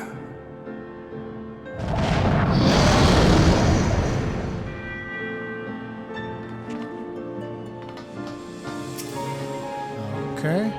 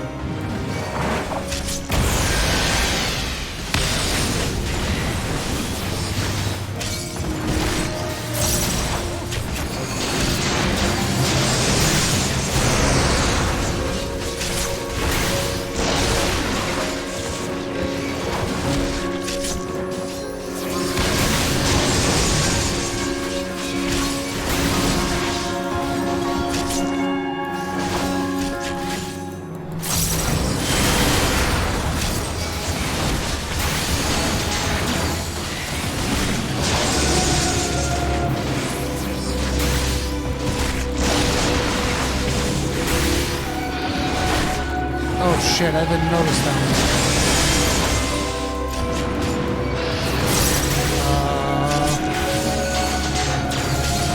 Oh, there's a shield.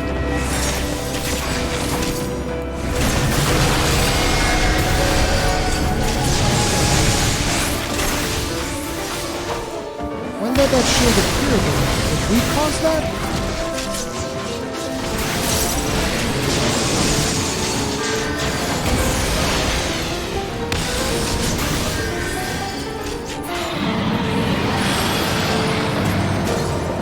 Lost half of his health. That means when he wakes up the other dragon, we should kill him.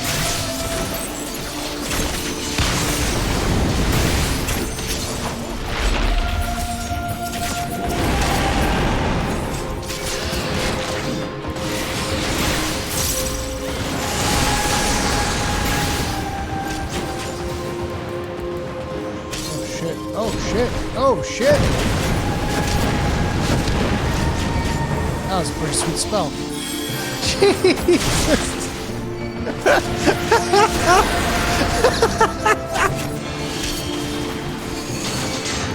Holy shit!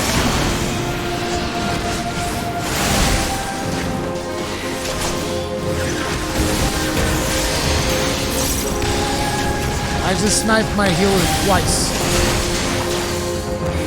Like that shit, Cosmos?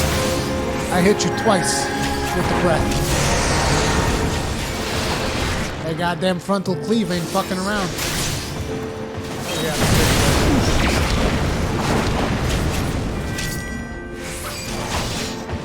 I'm gonna face him this way now. I'm trying to face him towards the edge, but the position is...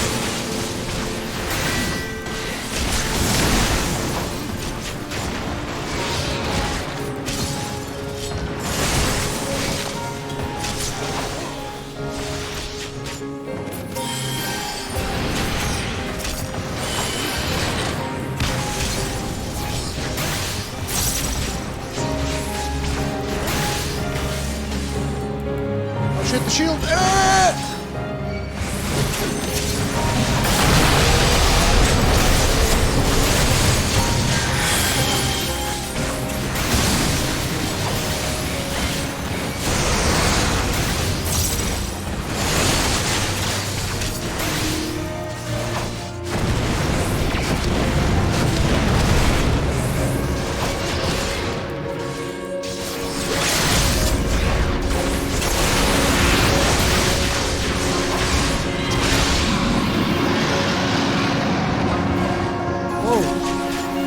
right, he's still not dead.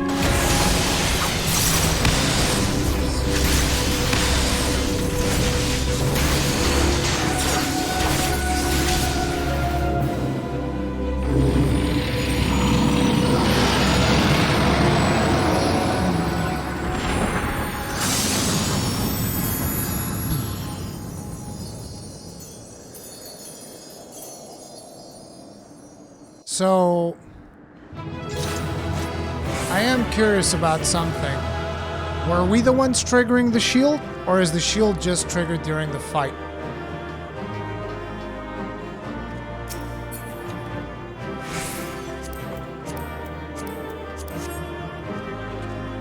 We were triggering the shield. How? The ad drops the shield? So it's an item.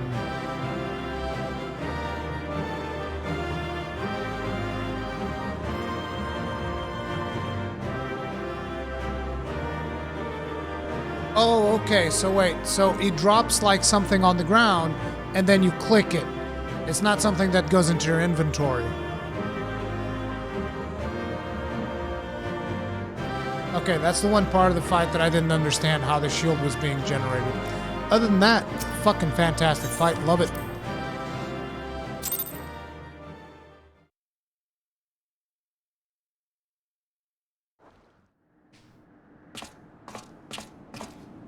By her gifts hast thou earned a moment's reprieve.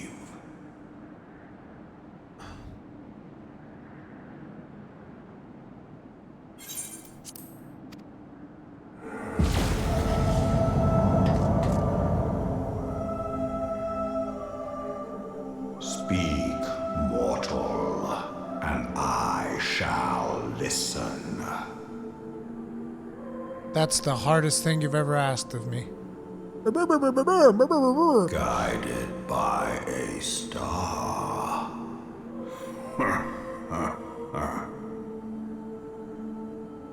My people have heard the song.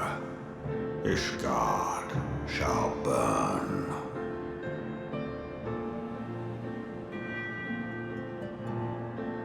Sons must answer for their father's misdeeds. Oh, I can't disable it? Oh, I did. The reason I wanted to disable this... Wait. The reason I wanted to take a pause here is because there are few things that I hate more than the line of thinking that Midgard-Zomer has right now. There are very few things I hate more in this world than the notion that sons must answer for their father's sins. That is bullshit. That is a bullshit argument. So Midgard-Zomer, I've lost a lot of respect for you. We do not forget. We do not forgive.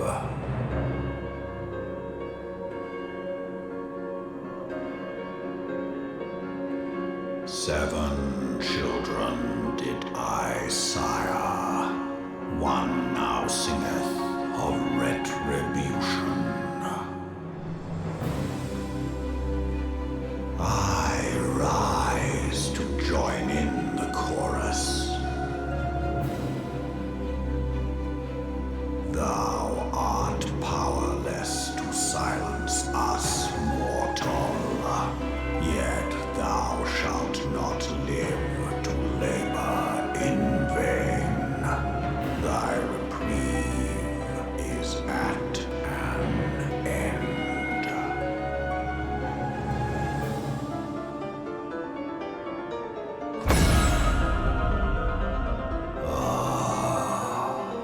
Trickery is thy shield. This frail, noble creature is not gifted, but chosen.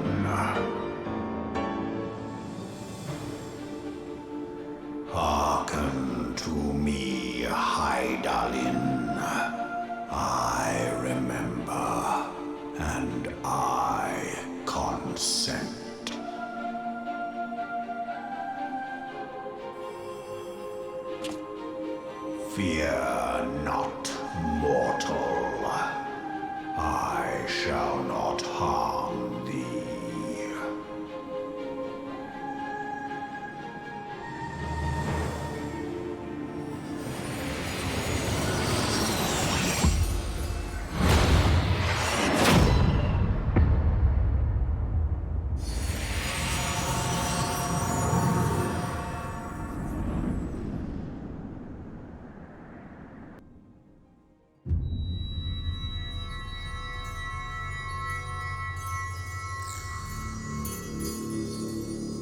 He's gonna take my crystals away.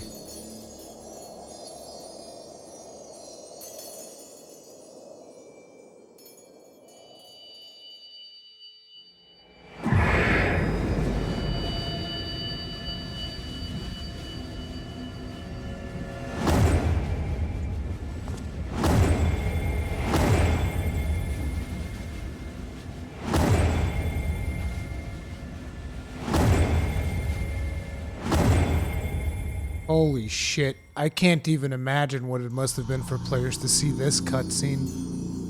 Considering the time that has been since they leveled up until the time that this reveal is made. Holy shit.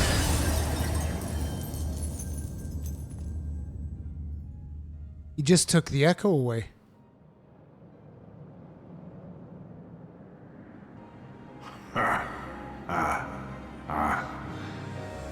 Mayhap thou thinkest me an oath breaker. Thou art mistaken.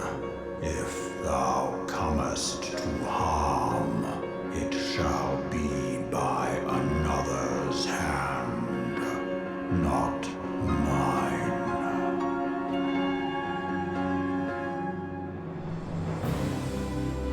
I did but strip thee of thy mistress's feeble blessing.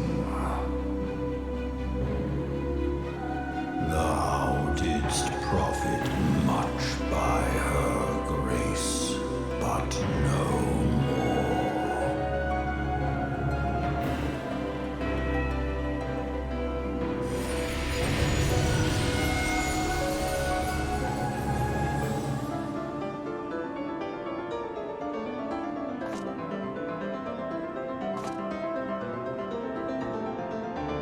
Their covenant binds me to thee.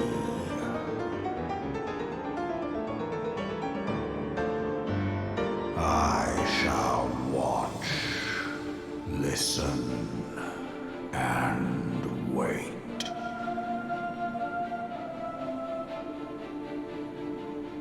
Fight and struggle, if it be thy will. Man hath ever coveted that which lieth beyond his grasp.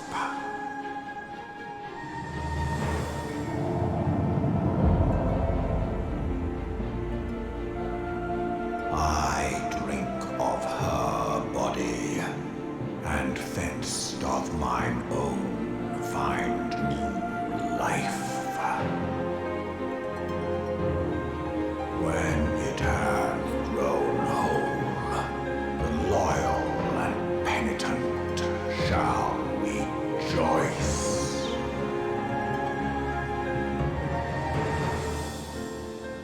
The dragon song heraldeth our beginning and an end.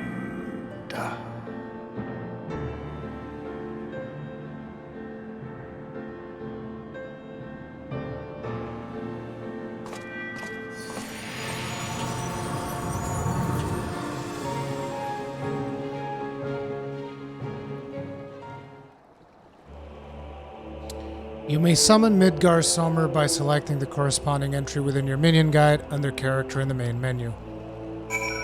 So, you take all my goddamn crystals away and you give me a fucking minion? This was a bad deal, Midgar Sommer. I'm gonna remember this. You fucking snake with wings.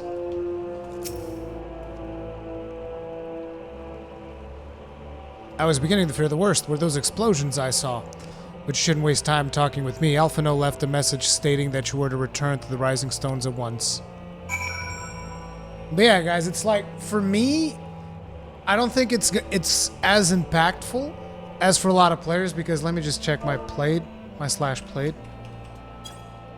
It's not slash played in this game, it's slash playtime. 3 days and 19 hours. That's how long I have in this character. 3 days and 20 hours. Let's put it like that. Let's round it up. Let's say 4 days. I have 4 days in this character. Now imagine what it must be like for players who, for starters, it took them much longer to gather the crystals than me because I'm on a double XP server and all of that. I have all these benefits, right? So for these other players, collecting these 6 crystals or however many it was a long-ass time. And it was something that they were like, oh man, we have the blessing of the Hydaelyn, we're the chosen ones, this is why we're so powerful. And then in the final patch, you come here and Midgar's armor shoots you through the chest, takes away all your power. Like that is... like even for me, it's big revelation, right?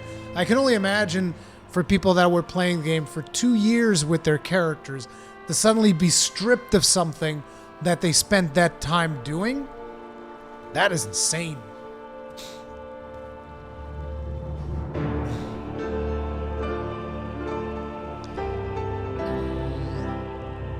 Kegran was losing his mind and spamming you. Yeah, buddy. Yeah, buddy. I already heard someone say the word spoiler in chat, so I'm not even going to look at chat for the next 5 minutes or so. Till someone spams or cleans it up. Anyway, we gotta go to here. Wait, aren't we like really close? We are.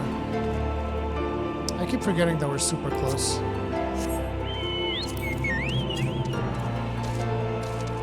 The music is amazing in the reveal, by the way.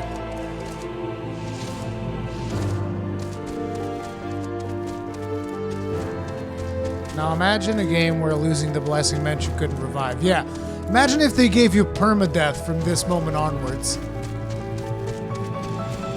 Dude, I bet you Kojima would cream his pants if they actually did that. He's like, you did what?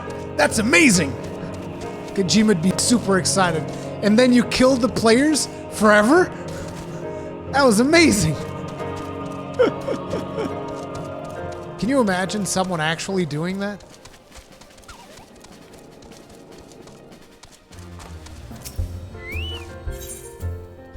Permadeath is now active. Of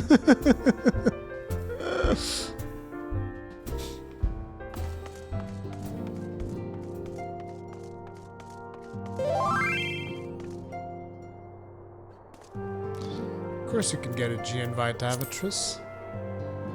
I gotta send you a friend request first, because I can't invite you unless we're friends. Or unless you're right next to me. What?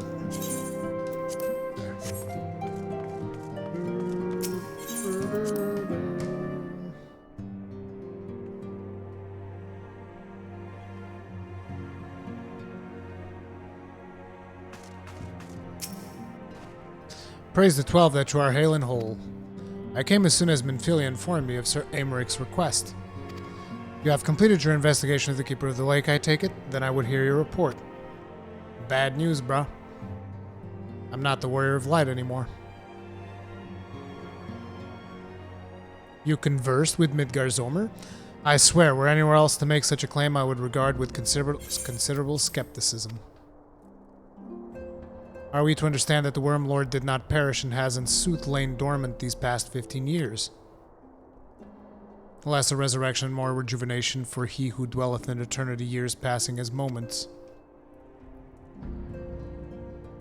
Though his words were ambiguous at times, one statement left little room for interpretation. My people have heard the song, Ishgard shall burn. Clearly an attack is imminent. We must share this information with Sir Aymeric immediately.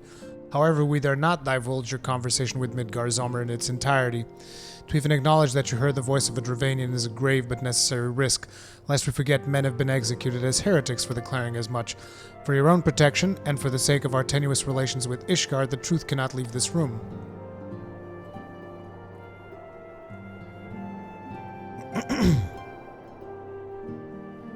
As for now, we shall present our revelation to Sir Aymeric's emissary. You may leave that to me. Pray remain here for now.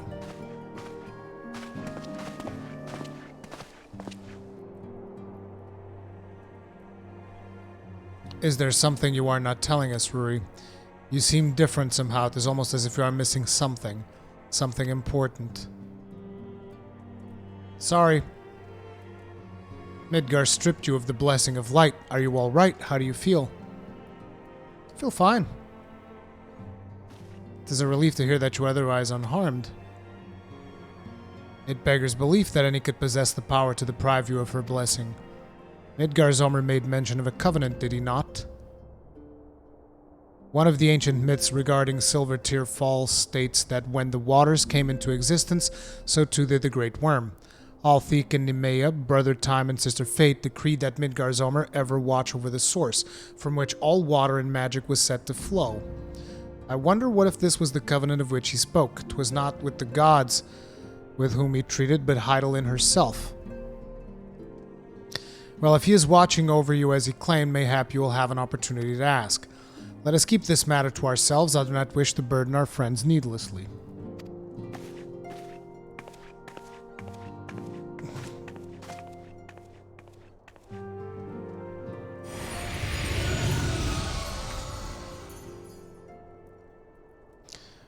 Art thou a pawn or a master of thy fate? What hast thou wrought by thine own hands, mortal?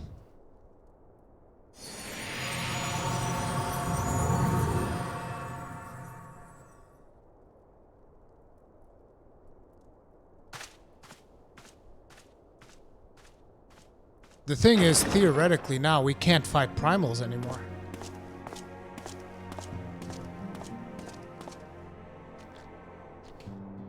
My friend, I can scarce believe it. You confronted the Wormlord and lived to tell the tale.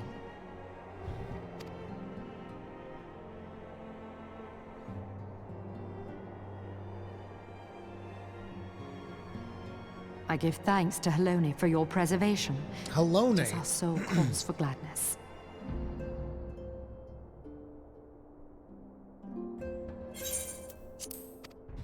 Your encounter with the Keeper of the Lake served to confirm our fears.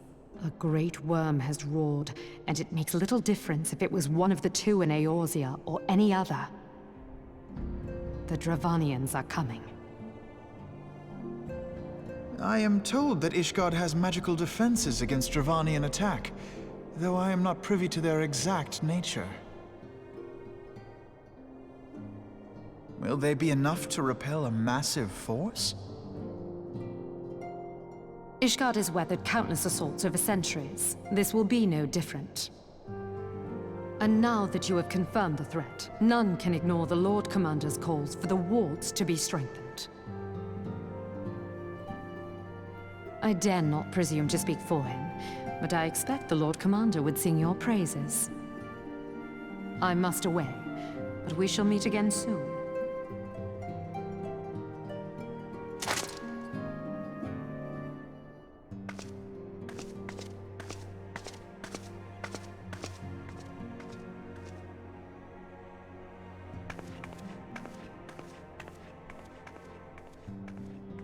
Countless assaults weathered, and this will be no different? Why am I not convinced?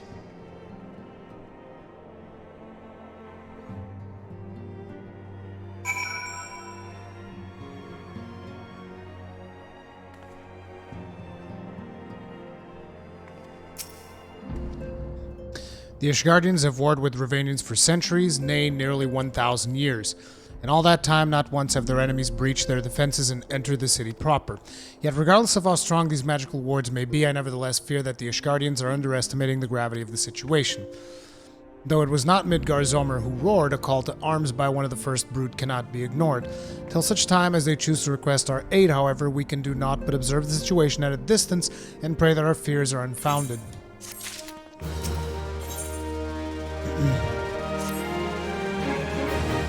Ere I forget, I believe Mo and Brita has requested the gathering of the Scions. I assume there has been some progress concerning our efforts to combat the Ashians. Pray inform her that our business with the Ishgardians is concluded for the moment. I shall be along once I've completed my communications with the Crystal Braves.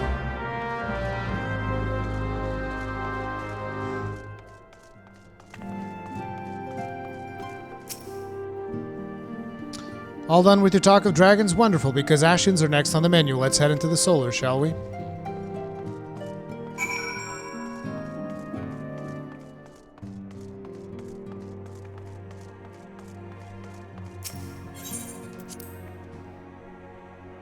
I never thought that the dungeons were bad, Normal Guy 92. I thought they were fine.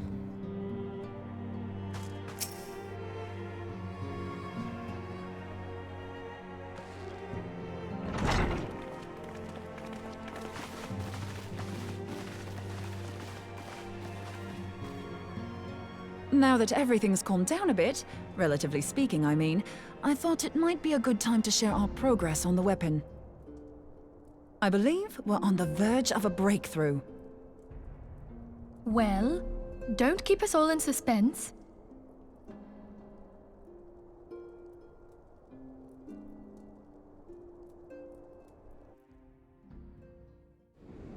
Just in case anyone's forgotten, let's start by reviewing what we already know.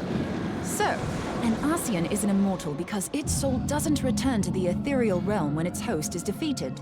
Instead, it flees to the place that lies between our world and the void. Therefore, the first step to permanently defeating an Ascian is preventing its soul from making this journey. And if you recall, when we last gathered here, I had verified that white auracite has adequate capacity to entrap the beings, albeit only briefly. Which left the small matter of their extermination. Aye. To unmake an Ascian soul, one must needs smite it with a concentrated burst, or blade, of purest ether. However, we wanted for both the data and the means to forge such a weapon. Short of experimenting on an actual Ascian, you see, there's no way to gauge how much ether its soul is made of. As such, we don't know what etheric density our blade needs to have in order for it to work. So we'll just have to make the densest blade we can and hope for the best. Though that would require a lot of ether. Hang on a minute! Why didn't we think of this before? White auracite can hold an absolute heap of ether, can't it?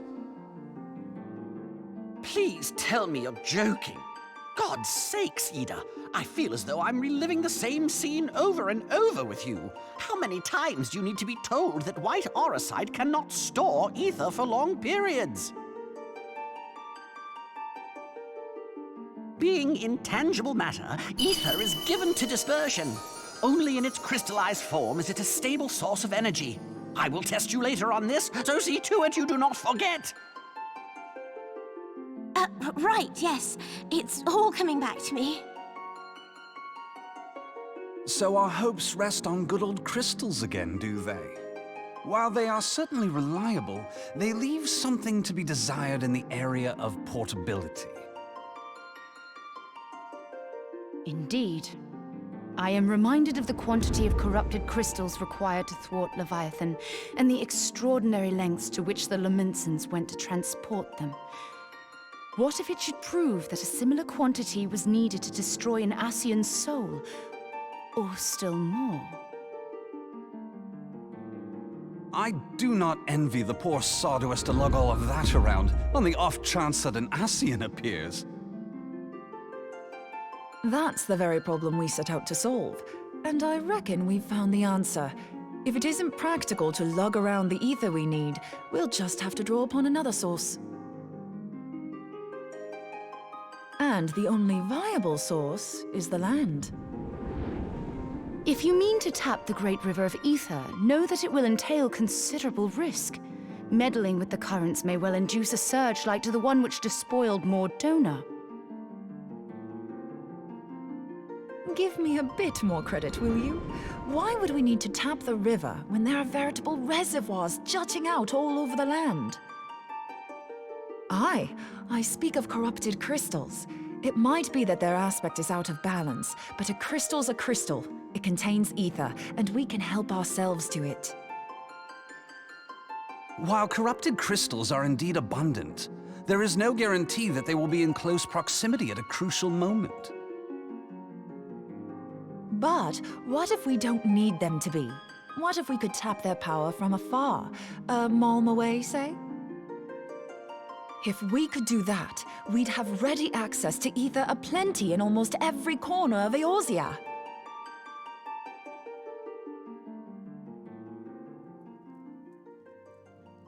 I've yet to put my theories to the proof, but I've got a good feeling about this. If no one has any objections, I'd like to see where this avenue leads. If you think it worth your while, you have my blessing. But tell us, what are your theories? I, for one, am most eager to understand the process, however vaguely. I thought you might say that, but no one wants to listen to boring old theories all day, do they? I know I don't. So with your permission, I'd like to try something a bit more hands-on. I've already built an etheric siphon especially for this purpose, and I've been meaning to try it out. Thing is, the profusion of corrupted crystals in Mordona makes it something of a high-risk testing ground. If anything goes awry with the siphon, it would be better if it didn't happen within spitting distance of quite so much ether. Ideally, I need an isolated specimen. Does anyone know where I can find one? May I suggest northern Thanalan? There you will find corrupted crystals of middling size, standing a reasonable distance apart. Ideal for your needs, I should have thought. Oh, and if you do elect to visit the place, I should be much obliged if you would assist me in another matter while you are in the area. Has something happened? Movement has been observed at Castrum Meridianum. During Operation Archon, the Alliance dealt the stronghold a heavy blow. Its facilities were extensively damaged, and its garrison reduced to a fraction of its former strength. Not long after our forces withdrew, however, their ranks were replenished by reinforcements from Castrum's sentry. They now seek to rebuild, and to this end they have their sights set upon the ceruleum processing plant. Having lost the Empire's support, the 14th Legion lacks the resources to sustain itself. To them, this is a bid for survival, and they will doubtless fight like desperate men. Though I have dispatched the Crystal Braves, I fear their strength alone may not suffice to stay the Imperial assault. I would request the Scion's aid in the defensive effort. If I didn't know better, I'd say you were trying to inveigle us into fighting your battle with the promise of shiny crystals. Well then, consider me inveigled. I won't lie, the crystals you speak of sound perfect, so the Garleans have to go. Besides, we can't afford to beat about the bush. There's no telling when the Arsians will next appear. Thine eagerness to hurl thyself into the jaws of danger cometh as little surprise. Exercise due caution, I prithee. Uh-oh. Though you have become a Crystal Brave, you are yet a Scion, Alphino. We could hardly refuse you. Pray, join the Crystal Braves and lend them your support. Thangred and Papalimo shall accompany you. Papalimo.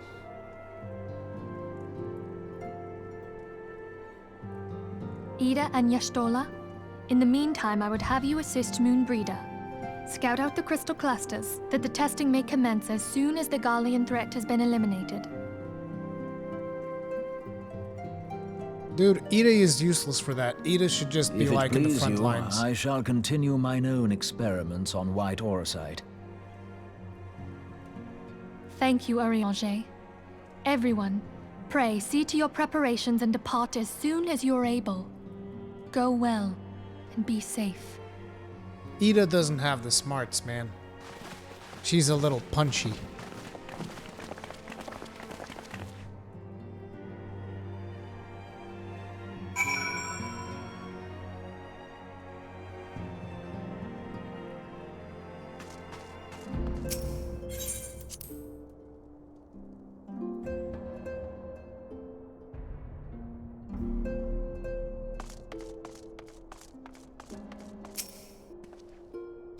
It would seem that events have once more conspired to rob us of rest and recuperation, though I would wish it otherwise. I must ask that you head straight away to the processing plant.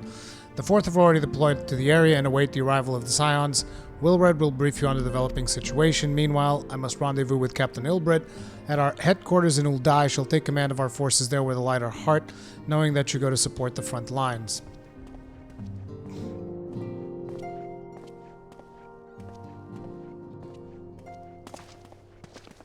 Your duties take you to northern Thanalan, do they not? We too must say our farewells to the Rising Stones for a time. Philemon travels to Uldai and we shall serve as her escort. My daughter's behest, I go to contact certain old acquaintances in the Gilded City. We are beset on all sides by civil unrest and imperial machinations, threatened by primals and troubled by dragons. We need all the allies we can muster. Many of my friends hold positions of power, you see, and it is my hope that they can be convinced to aid the Scion's cause. If past events have taught us anything, is that we know that Eorzea must present a united front, or we shall fall. Ah, how extraordinary that my little Acilia is involved in such far-reaching affairs. I am proud that I might now stand at her side, not only as a mother, but also as a colleague. A colleague with influential connections, but I fear that Uldai has become a place of danger, even for one so familiar with her streets. Woe betide the blackguard so much as glares in your direction, milady.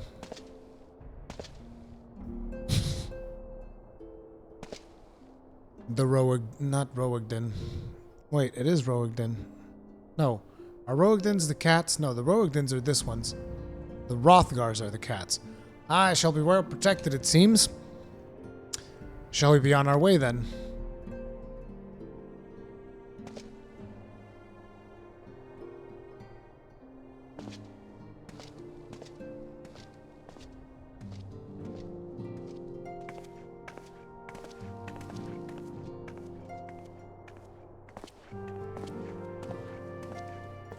I know the Makotis are the cats. Everybody knows the Makotis are the cats.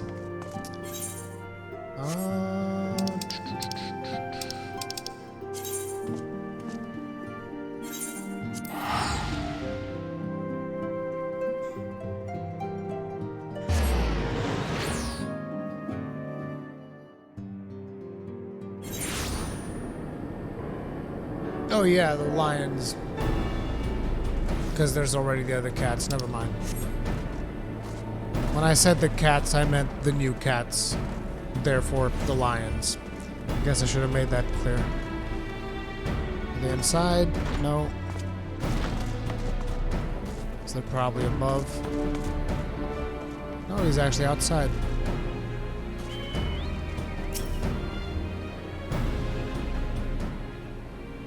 Commander Levelieu sent word that you'd be coming. A veteran of your talents is most welcome.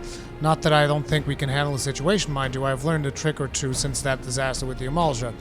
But returning to the task at hand, the Flames reconnaissance scouts have reported Imperial soldiers assembling at Robon's push.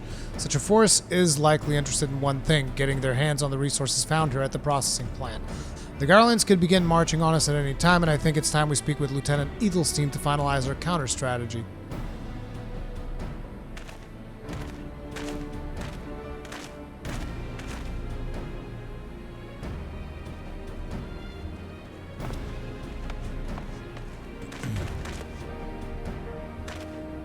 Corporal Khan, my soldiers yet tell tales of your deeds during Operation Archon. Would that we could sit a while and reminisce about old times. Are the Garlands on the move, then? Not as such. The civilian draftsmen have, however, come across several highly suspicious crates within the boundaries of the processing plant. I had my sappers take a closer look. Our worst fears are confirmed. These boxes contain powerful explosive devices of Imperial design, no less.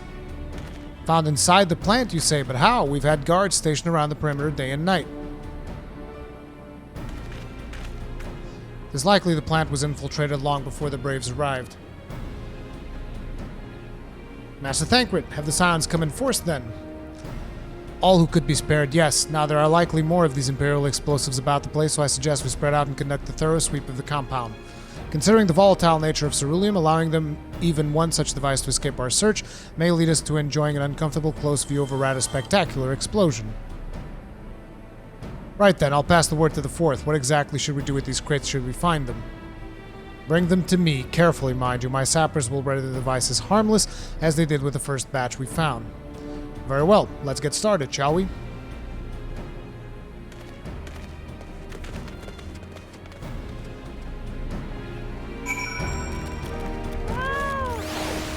Oh no, am I actually going to be looking for explosives? Oof. Oh god.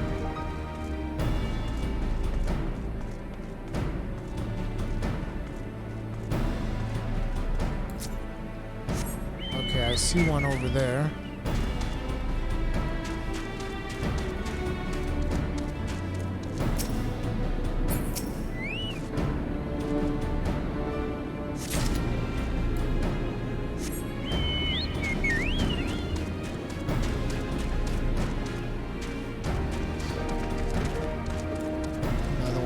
Here.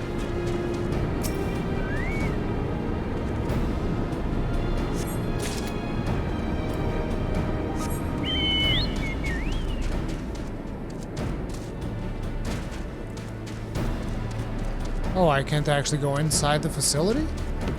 How am I supposed to find the bombs if I can't go inside the facility?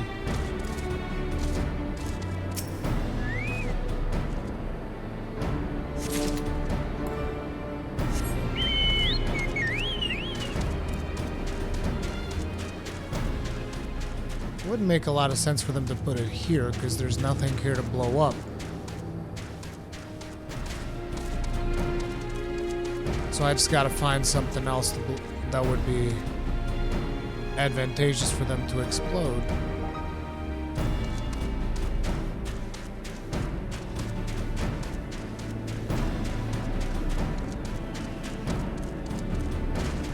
We can't actually go there, can we? Well, not that it matters, the circle is limited.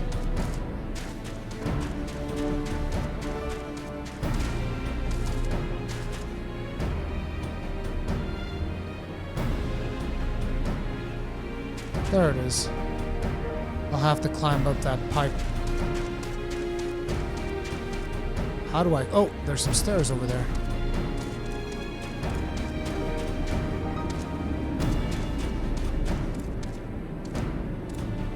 Can I go up these stairs? Oh, sweet. Shit.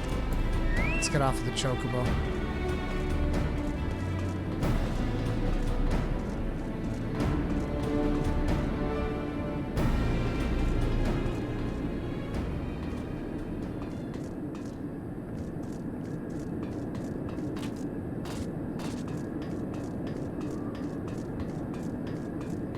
Well, I mean, this time around, it actually made sense the positions that the things were in. So I just had to look for structural damage that they could inflict.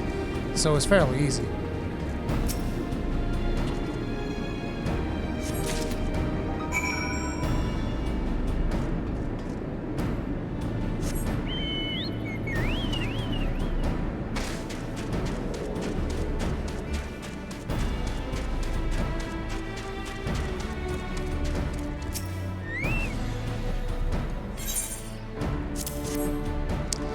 There are 4 more of those blasted things. I'll have our engineers assemble them at once. Fine work as always, Corporal Khan. The entire compound has now been scoured from top to bottom, so I should hope that's the last we see of those explosives. Our troubles with Castra Meridianum, however, are far from over. Scouts have returned with news of movements from the front. We've been keeping a close eye on that Garlean garrison. It would seem the Imperials have finally begun to mobilize. According to the reconnaissance report that just came in, the squads seen leaving the castrum are too few in number to effectively take and hold our position. They will likely mount a swift assault and focus on the acquisition of resources. I have, of course, also shared this report with the Crystal Braves. They decided to take to the field to meet this assault head-on. Pray report to Lieutenant Alian and lend your much welcome strength to the counteroffensive.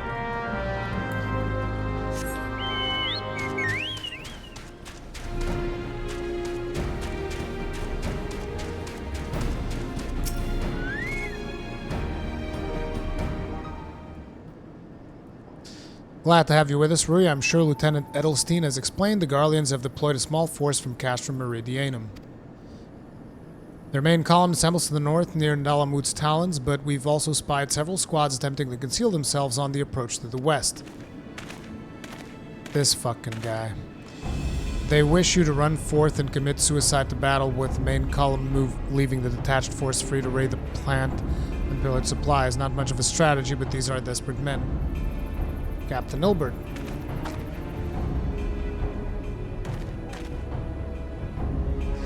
Greetings, Scion. I understand the commander bids you and your fellows come lend a hand to the Braves.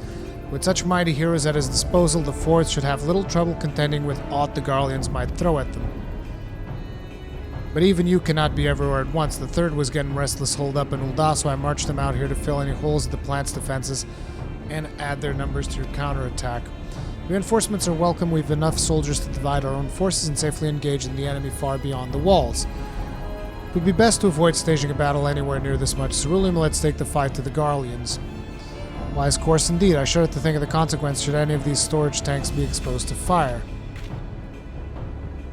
If there are no objections, the Scions shall join the Fourth and give battle to this main column. You're with the Third, then, Warrior of Light. Your job will be to intercept these squads hiding out in the west and prevent them from reaching the processing plant. When you're ready to proceed, report to Lieutenant Yuyuyase. His scouts should have a rough idea of where the Imperials have concealed themselves by now.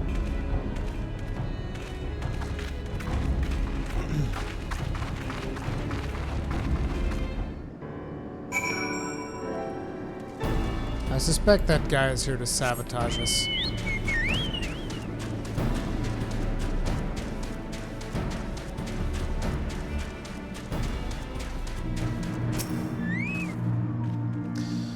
Pleasure to be fighting at your side once more, Scion. Our operations invariably succeed when you're around, and victories are wont to pave the road to greater coin. Now, this detached force we've been sent to eliminate has split into smaller squads that better conceal themselves within the terrain hereabouts. I imagine we'll need to split ourselves up in order to cover more ground and make sure we root out these would-be raiders.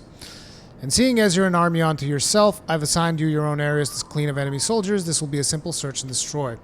Rendezvous back here when the task is done. Happy hunting, Scion. Okay.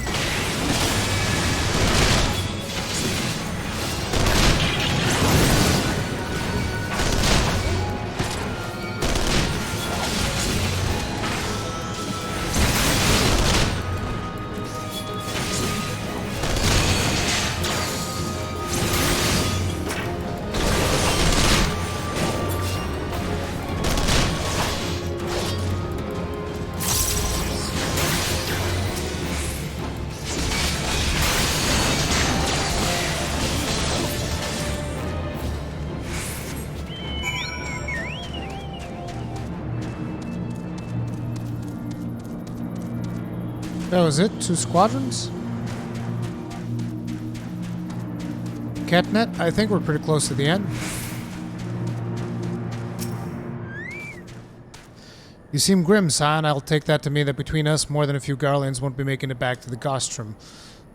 These Imperials, though, they certainly made us earn our pay. I would be a happy man if I never had to tussle with another one of those Magitek horrors. It is time we bid this war-torn land farewell. I will contact the Fourth and let Lieutenant Aliane know the west is now clear. Would appreciate it if you would do the same when you report to Lieutenant Edelstein.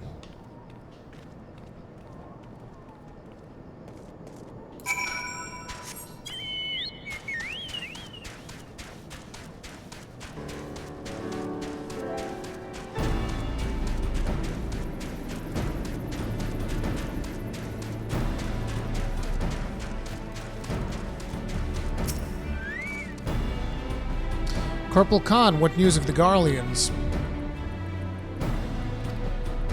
Damn it. The raiding parties are no more than excellent. The Amagina engineers will be most relieved to hear the plant is no longer in immediate danger. Thank you for your assistance.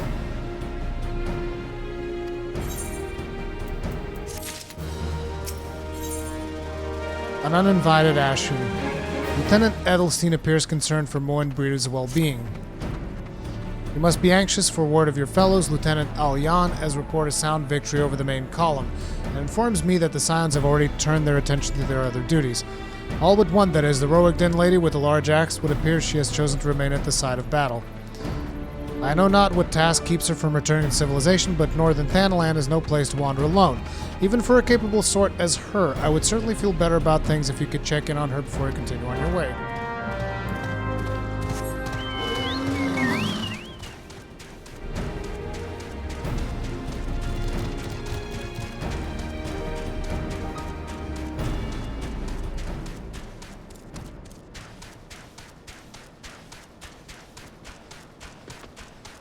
That's a pretty big crystal, Moen Breeder.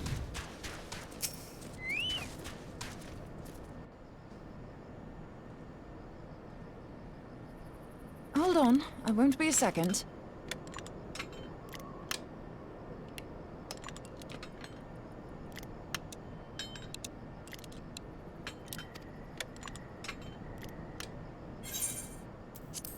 The beast seemed peckish, so I gave it a taste of my axe. I know, as Urianger never tires of reminding me. An axe ill becometh the hand of a scholar. What can I say? I like axes. To hear my mother tell it, I came into this world holding one. My kind of woman. And it's not as if it stopped me picking up a quill, is it? I often think of the man who introduced me to the joys of learning. He's one of the reasons I decided to come to Eorzea. Him and my excruciatingly stiff childhood friend. Considering how unalike we are, it's a wonder we ever got on. The world's a strange old place, isn't it? Excruciatingly stiff? So many interpretations. That ought to do it.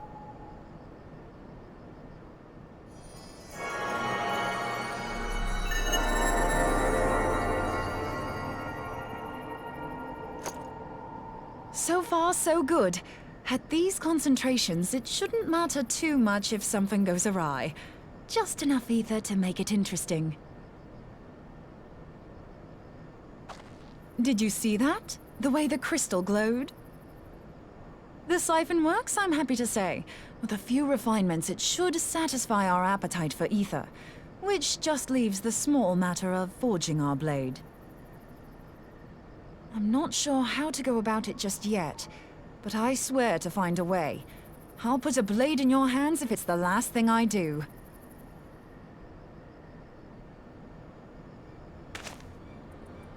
He senses me. A useful talent.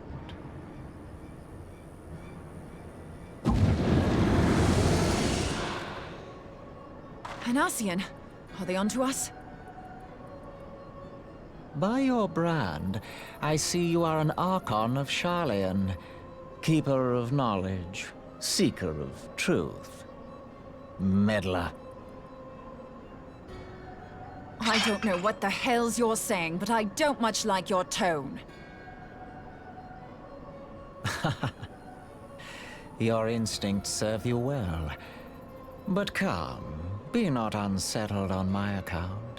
That lovely brow was not made for frowns. But I waste my breath. Let me direct my words to one who understands them. We meet at last, warrior of light. I am Nabriales. And you have long been a thorn in my side. I suffered the overweening presence of La Habrea that men might host the power of gods, only for you to undo my hard work.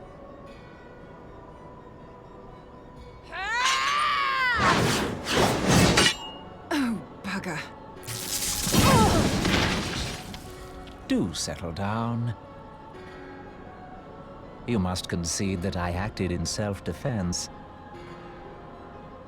But what's this? I do not sense the blessing of light. Oh, dear. Could it be that frail Hydaelyn has forgotten her champion? This I did not foresee.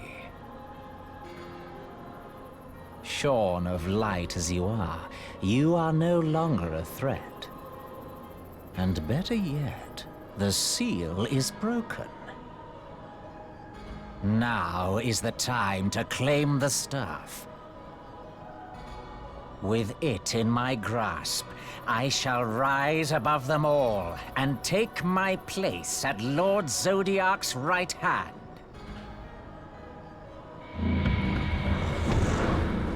He's going to take Louisoix's staff. What did that bastard want with us?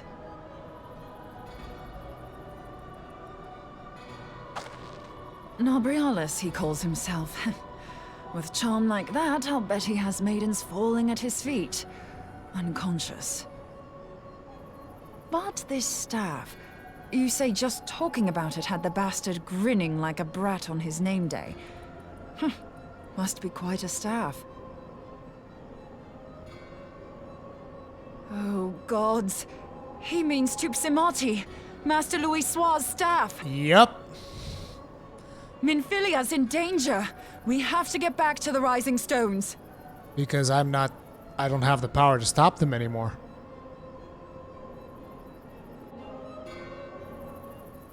This is the story that people are skipping, by the way. Fucking hell.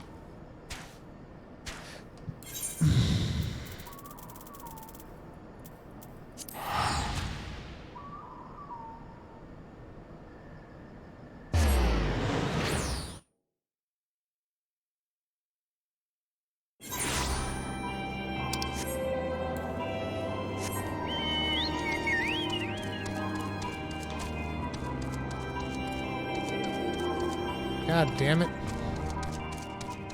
Dag nabbit.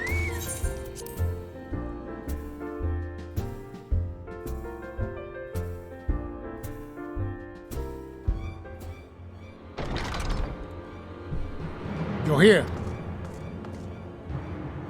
Master Louisoix's staff is kept in the cellar, isn't it? Quickly now.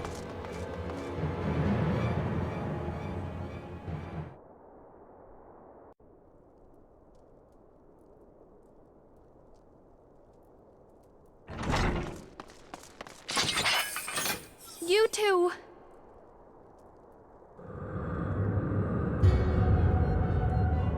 So, you were able to divine my intent.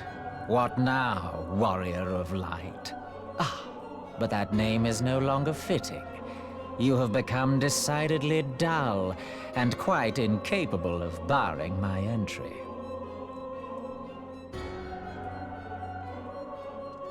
What do you mean? You truly do not know? Then I suppose it is only right that I enlighten you. The blessing of light kept you and your fellow meddlers safe. It was that which prevented my kind from entering your domain. My kind, I say, though it had no power over the likes of Elidibus and La Habrea. Being of this world, they could come and go as they please, while I could only look on. But I need look no longer. Now that the seal is gone, I mean to act. Unlike the others, I am not given to waiting. I shall take that staff and bring about the next rejoining. Rejoining? Then it was your doing. The Isle of Val, the scholars, all of it.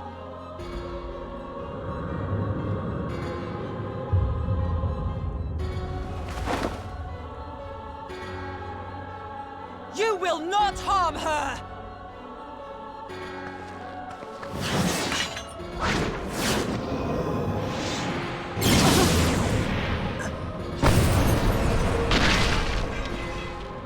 Moonbreeder!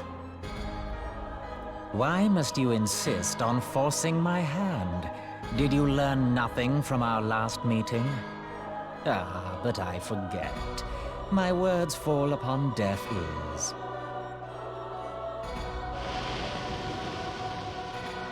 The staff is but a broken relic, a memorial to the departed. What possible use could you have for it?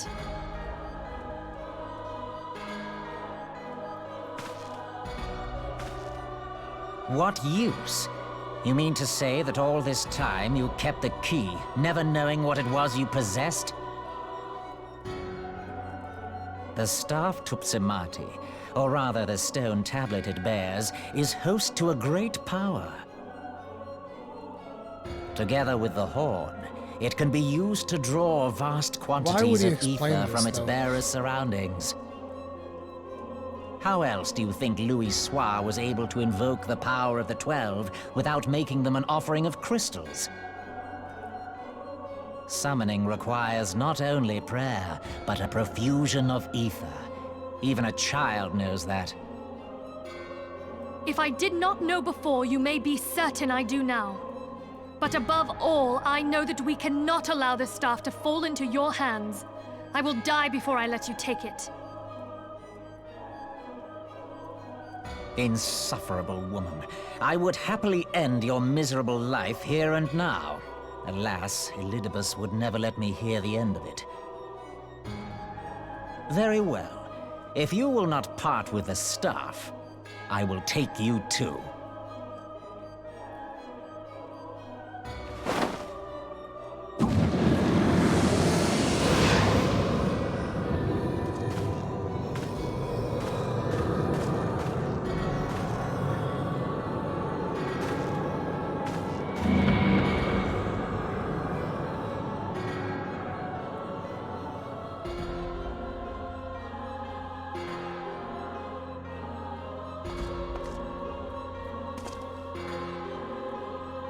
After them! Quickly! Before the rift closes!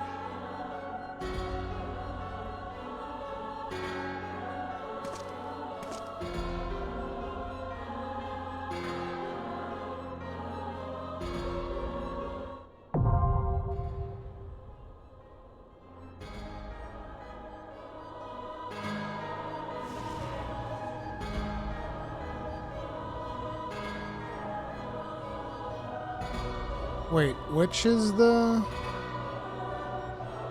chrysalis? Oh, alright. Who's up for this? Monin can heal. Okay. Oh wait, I already have a full group. Shit. I didn't even notice. Is this an 8-man or a 4-man? I could just check the duty finder if I wasn't a lazy bastard.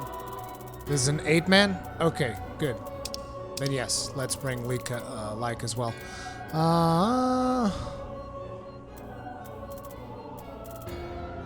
The chrysalis. I probably have to remove previous one.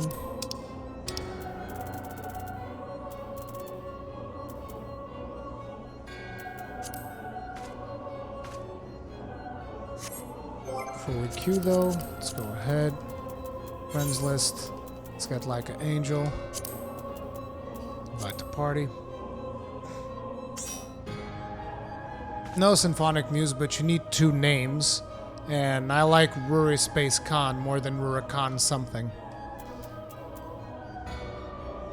Who else wants in, by the way?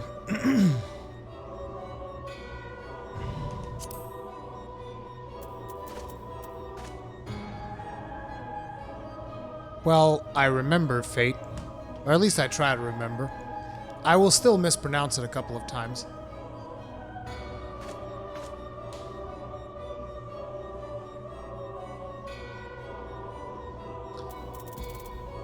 Well, if nobody else wants in, it will be just us. Let me just take a bio and I'll be right back.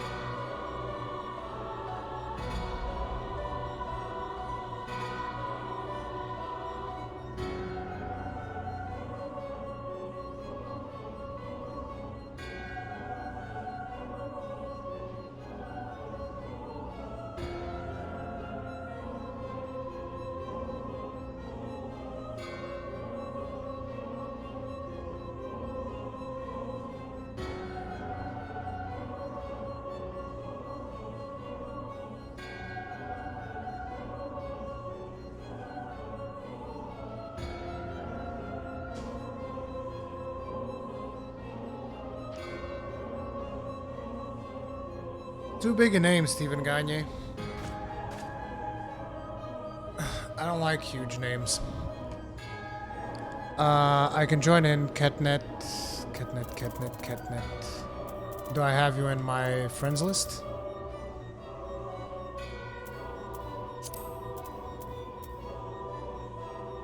You send me a friend invite? Or are you in my friends list and I can't even see straight?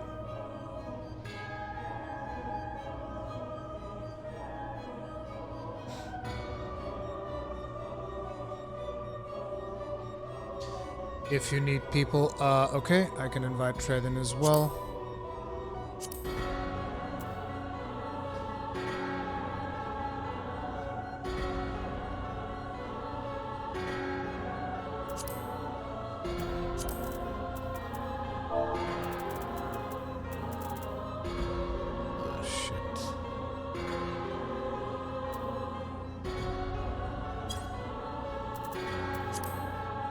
No search results.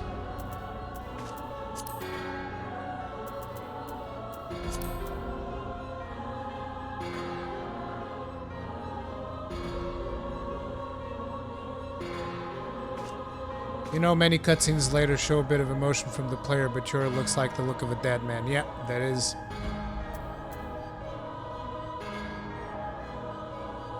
Okay, so we got 5 people.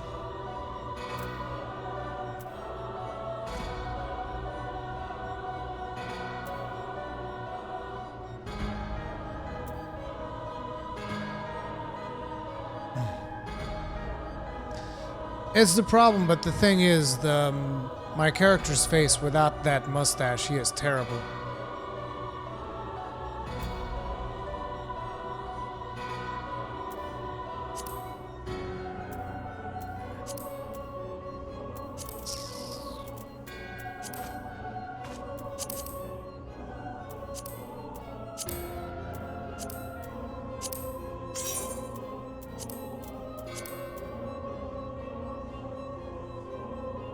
Okay, that puts us at 6. I guess that's all of us. So, let's do this. He said duty.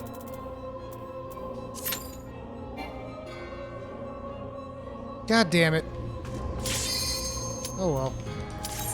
It's okay. Last time, most of our gear was at 20%. It was fine.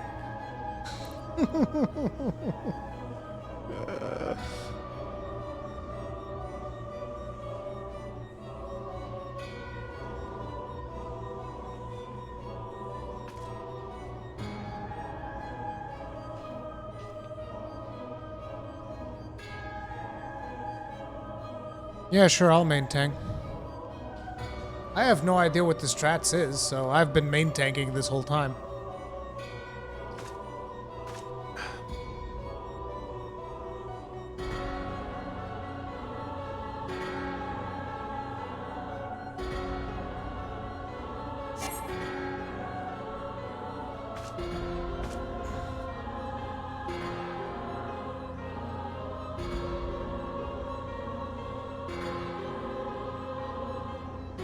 Lava core, don't worry about it. I'm sure I can hit just as hard.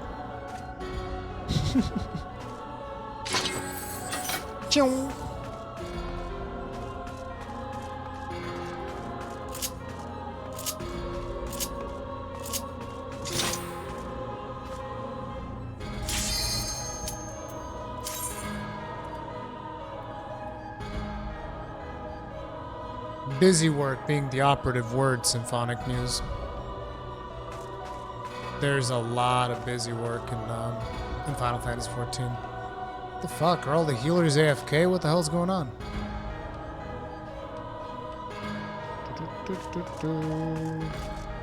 I don't understand. I thought healers were getting instant queues.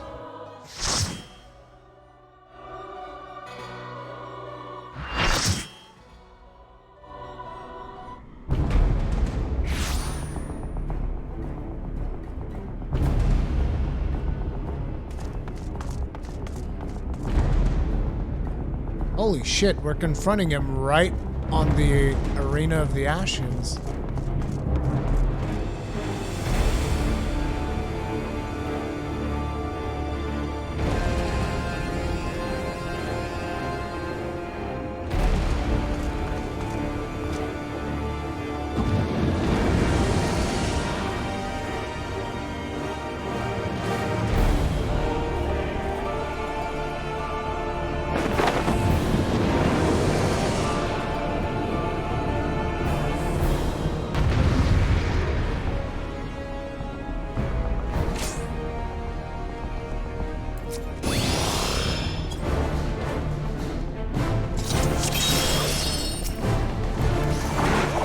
Bring it, Nabriales. Let's go.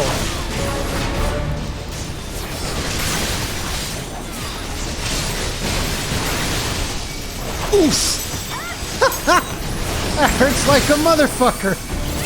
Holy shit. I better pop one of my cooldowns.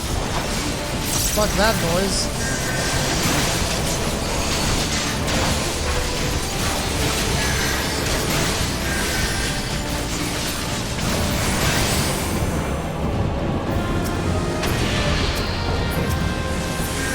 Can't target.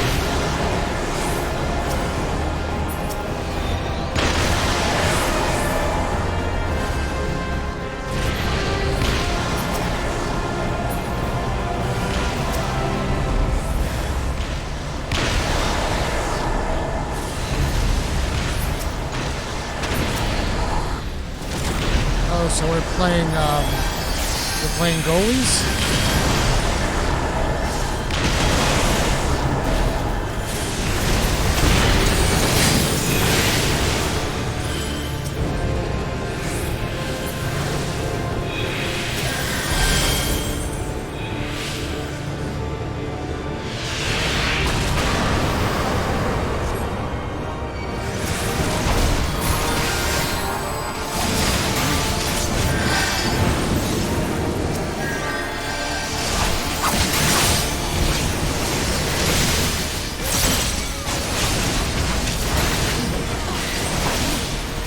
This won't hurt.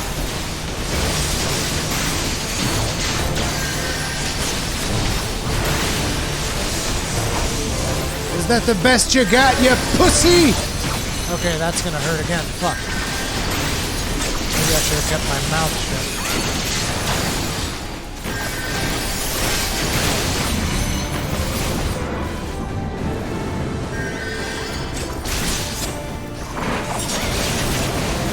I love those fucking Kamehamehas he's pulling out though. Oh shit! This one's gonna hurt even more.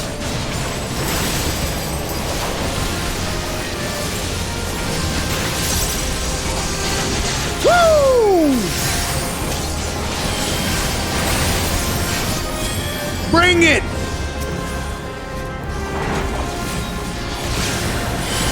I'm sure the healers don't feel as excited about that. But I love it.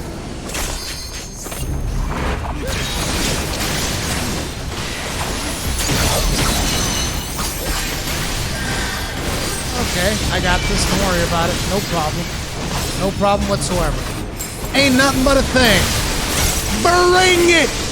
I can't feel it!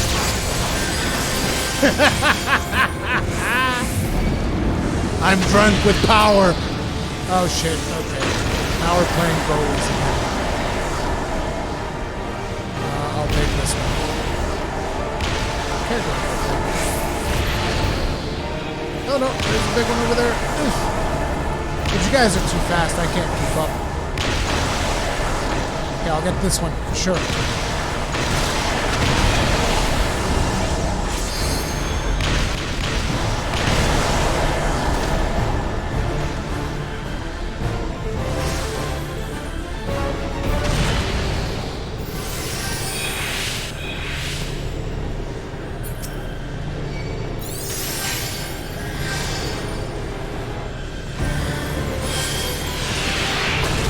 Yeah, take longer. I can get all my goddamn cooldowns back. Let's go. Okay, that looks like it's gonna hurt. Didn't feel it. Next, please. End of days. Yep. There it is.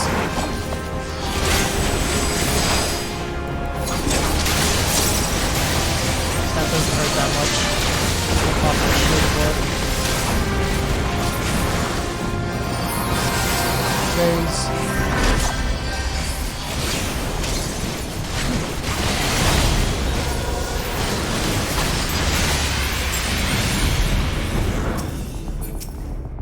What the fuck?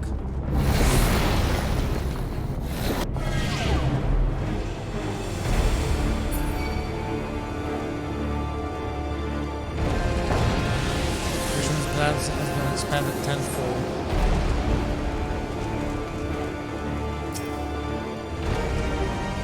Why did she die?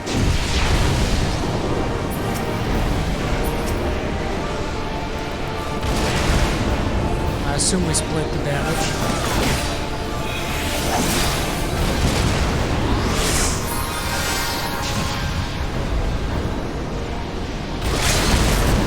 Oof.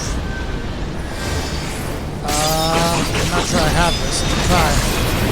Nope, I'm dead.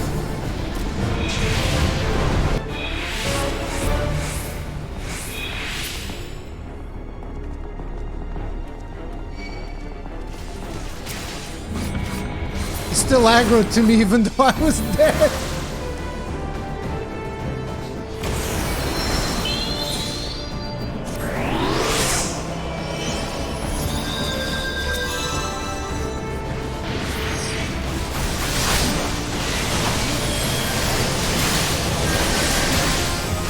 Shit, I died again with Spartans.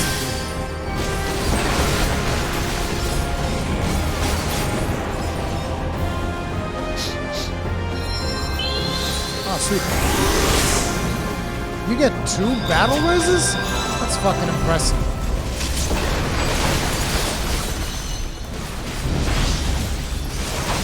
No, I'm gonna die again! Oh no, actually I didn't do it. So somebody else is gonna die. Oof.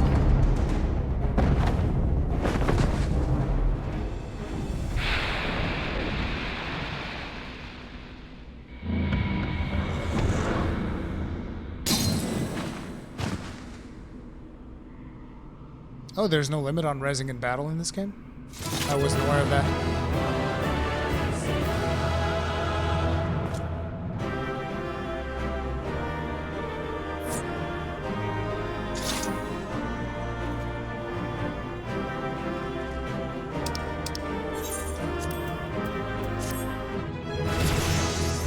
Oh, look at all the experience I got from giving people commendations.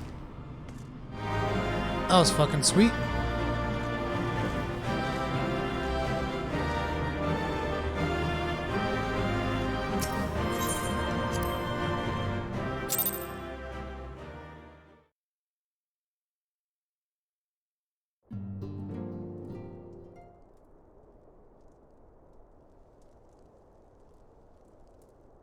You're safe. Thank the 12.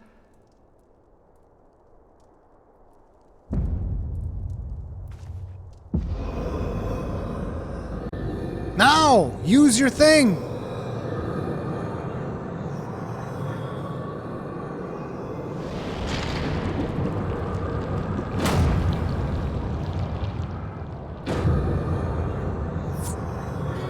You may have bested me this day, but what of the next?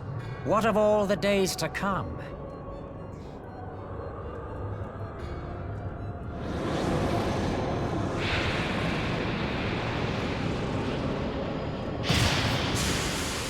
Remember, light no longer holds sway here. I may return whensoever I wish, again and again and again. Eventually, you will falter, and the staff will be mine. Until next time, Scions.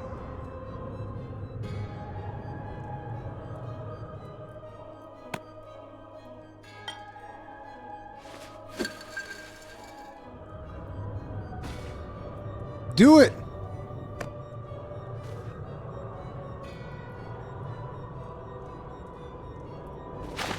There will be no next time. This is the end.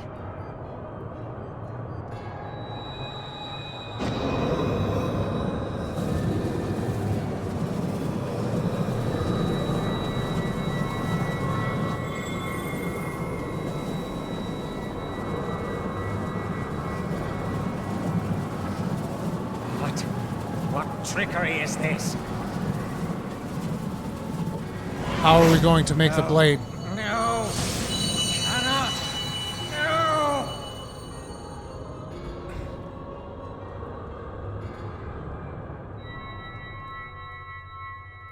He's not going to stay there for long. Use Tube Samati to gather ether. Quickly, before he breaks free.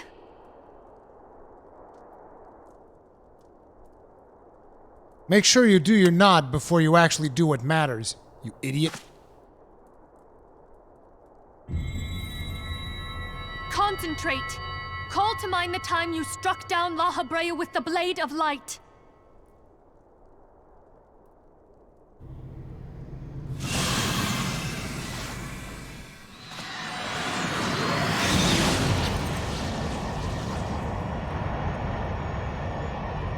Why won't it work? Is it because we lack the blessing of light? You have the blessing of light. Touch me. Damn it. So much ether. And it still isn't enough. Fools! No mortal prison can contain me. I shall make you pay for your insolence.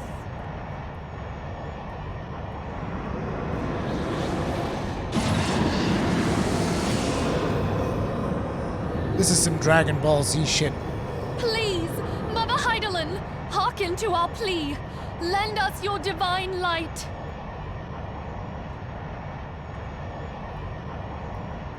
Why can you not hear us?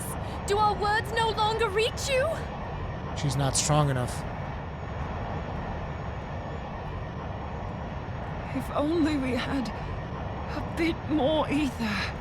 The Scions.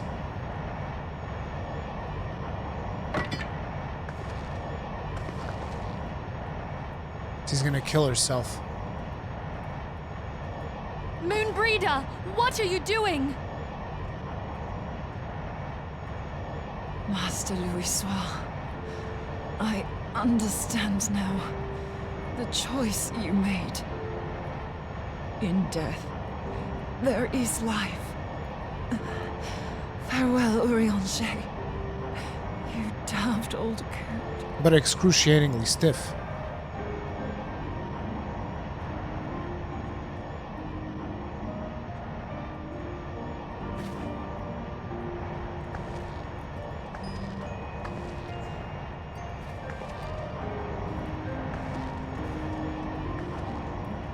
Moonbreeder, no!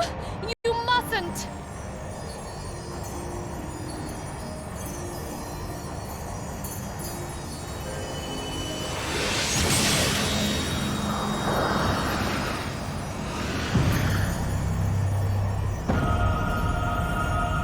What? No! It cannot end! I am eternal! I am immortal!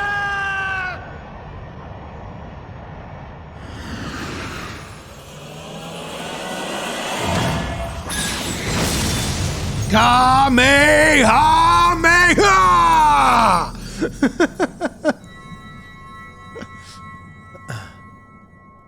Dude, though. I feel like... Moonbreeder. She's gone.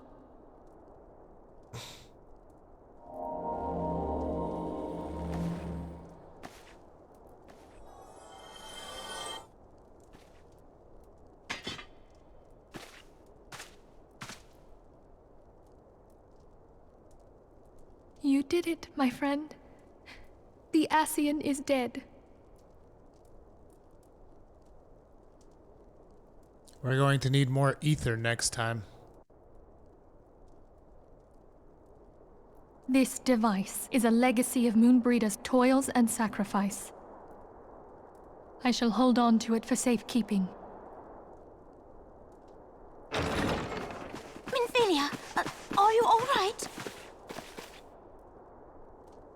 I am. Oh, we were surveying northern Thanalan when we received the distress call. We returned as swiftly as we were able. It seems you have everything in hand, however. What happened here?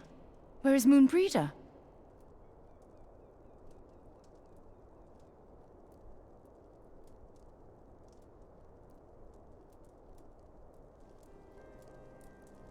She gave her life to temper the Blade of Light. I have no words. Rather than await the inevitable, she took her fate into her own hands. Does Ariange know?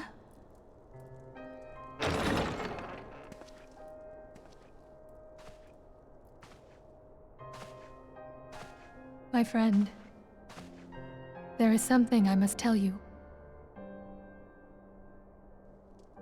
I heard all, my lady. The moon sinketh, taking her leave of the heavens, yet her passing heraldeth the coming of a new day. Moonbreeder hath fulfilled her destiny, hath she not?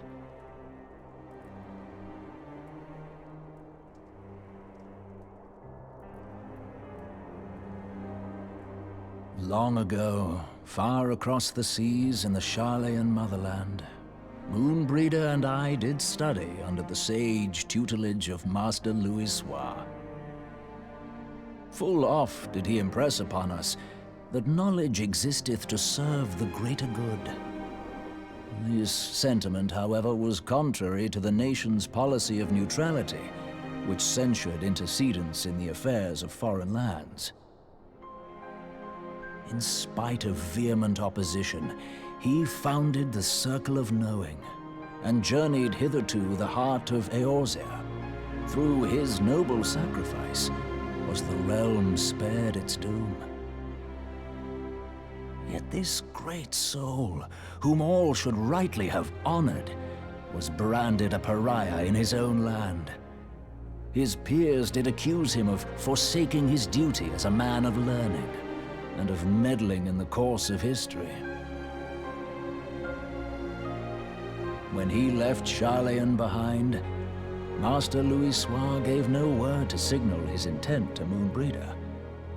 Close as they were, as master and disciple, she was deeply wounded by the sudden exclusion from his confidence. Above all, however, she was confused. Try as she might, she could ill comprehend her master's motive. The slanders that were heaped upon him after his passing served only to inflame the turmoil within her. For years upon end, she knew not what to believe. Torn as she was twixt the man whom she revered and the man who forsook her and his duty both. The Louisoix I knew would never forsake his duty, much less one of his own. This I know full well, my lady. 'Twas not for want of love that Master Louisoix hid his intent. He but desired that Moonbreeder discover her own path, free of the shadow of his influence. Long did I contemplate revealing the truth to her, and long did I hold my peace. After all, was it not Master Louisoix's wish that she come to the truth unaided? I told myself it was, and resolved to let her suffer. Knowingly did I deny my friend the comfort she craved. And now she hath gone to her rest, with doubt still in her heart.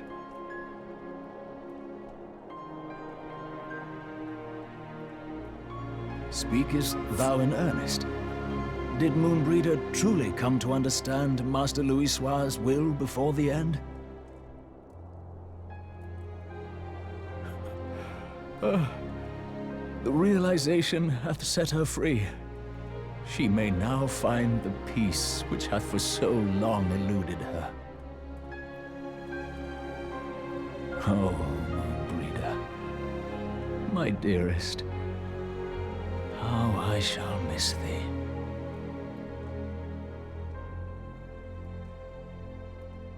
Moonbreeder gave her life that we might possess the means to defeat the Ascians. Her sacrifice must not be in vain. Let us continue her work on the Blade of Ether and see it to completion.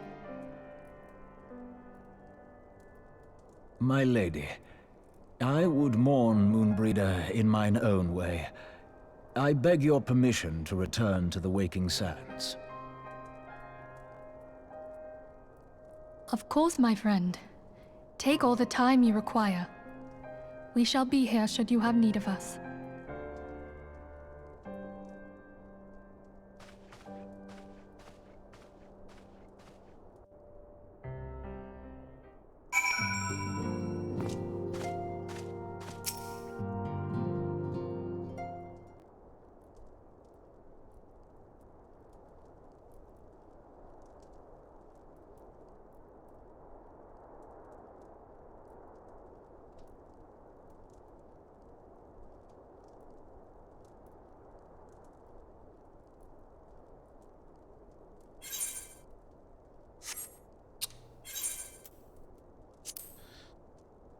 One of the things that I would have to say, though, is I wish Moonbreather's character was on screen longer. Like, I feel like my own character did not interact with Moonbreather long enough to form, like, a lasting bond that her death would be super devastating. I think Moonbreather should have been introduced much, much earlier for this thing to really pay off. You know? Like, I still think it is clearly a meaningful death. It is pretty cool the way in which they handle the whole thing. It's just I wish the character was around longer. Like, for instance, if it was Ida sacrificing herself, or Y'shtola, or any of the other Scions, it would have been like, holy shit! But Moonbreather is like, she was introduced, like, I don't know, a couple of hours ago. It's not really, you know, a big, massive deal. I guess that's why they go so much exposition on her past and the relationship with Urianger J and all of that stuff to try and make their death more meaningful, but I don't know. I think it could have been handled a little bit better there. Never have I seen Urianger J so utterly defeated. No one should be made to suffer such grief. We shall gather in the Charlayan manor to celebrate Moonbreather's life and mourn her passing.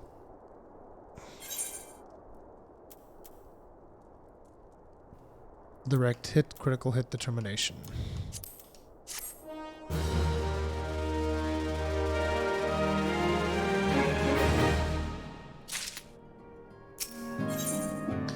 In memory of Moonbreather, Menphilia wishes to gather the Scions in honor of the fallen Moonbreather. As Moonbreather was a native of Charlayan, I feel it is only fitting that we gather before the Mark of the Scholar. Are you familiar with the stone? It is a monument found at Wrath of Frost, and it is sacred to Thaliak, guardian deity of the City of Learning. There shall we pray for our dear friend's soul and bid her a peaceful return to the light of the Mother Crystal.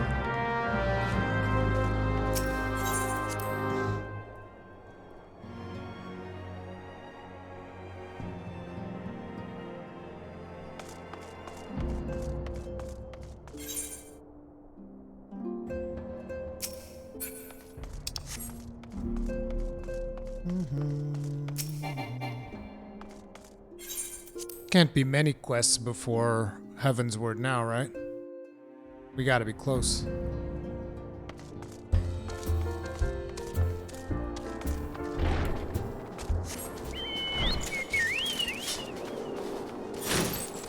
$15 still? Jesus Christ.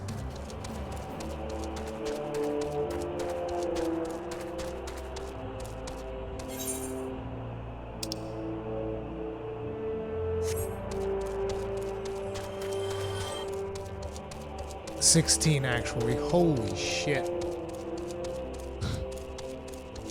Not expected to be that many.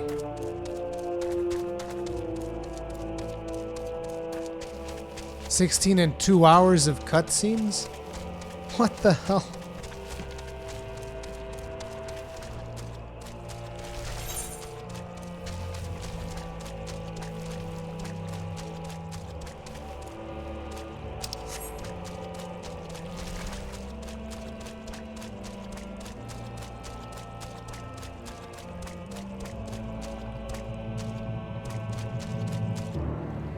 Well, shit.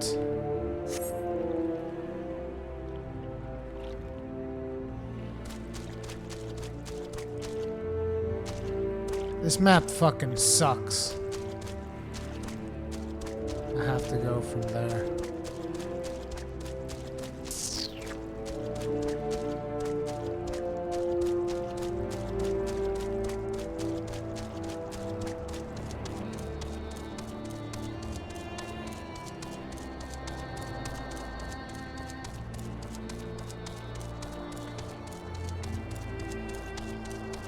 I'm just wondering if I should push for Heavensward or if I should go to bed and finish up tomorrow, because it is 1 in the morning.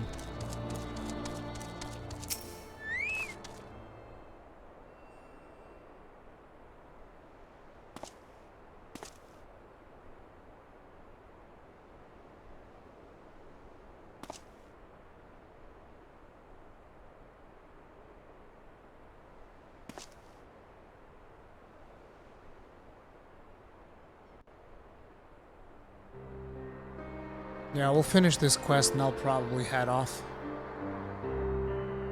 Get some sleep.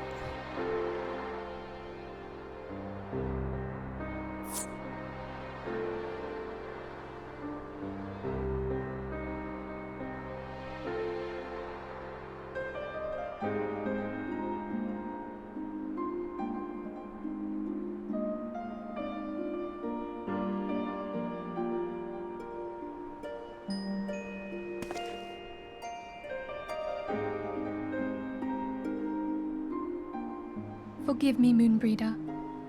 Had I been quicker or wiser.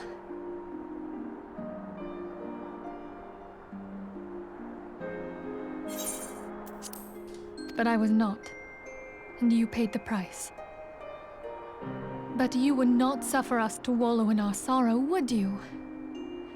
You would tell us to pick ourselves up and get on with it.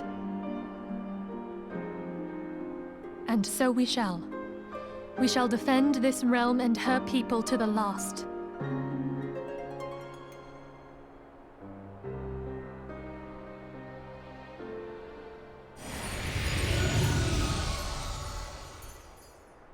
Life for death, a fair exchange.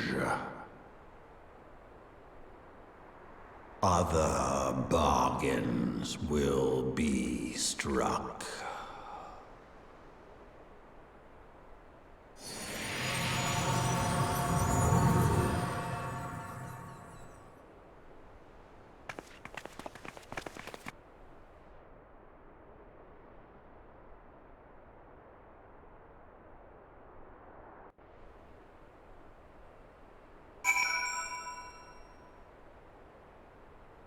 Speak with Minfilia at the Rising Stones.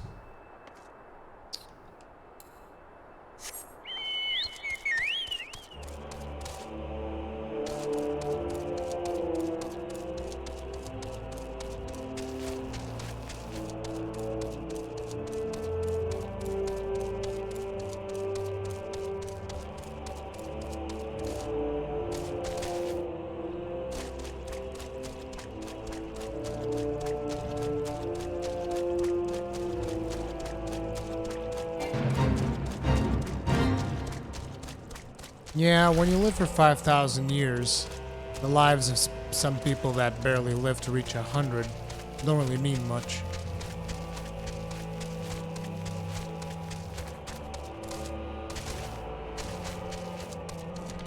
Then again, I don't know how long Eorzeans live for.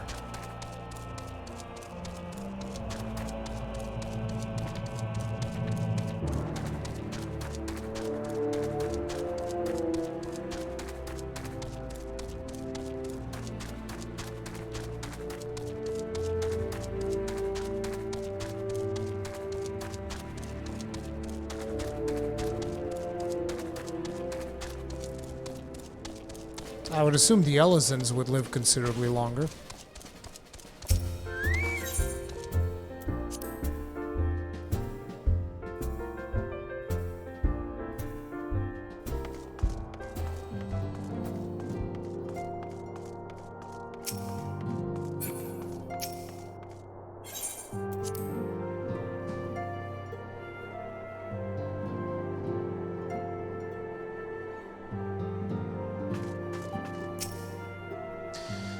Though we have said our farewells, the pall of sadness has diminished but little. Forgive me. As antecedent, it is my job to be the pillar of strength for all others to lean upon. Yet I also believe the grief we feel now is precious in its own way, and not to be lightly swept aside. Bum bum bum bum bum ba-dum bum. Ooh, there's a cutscene still.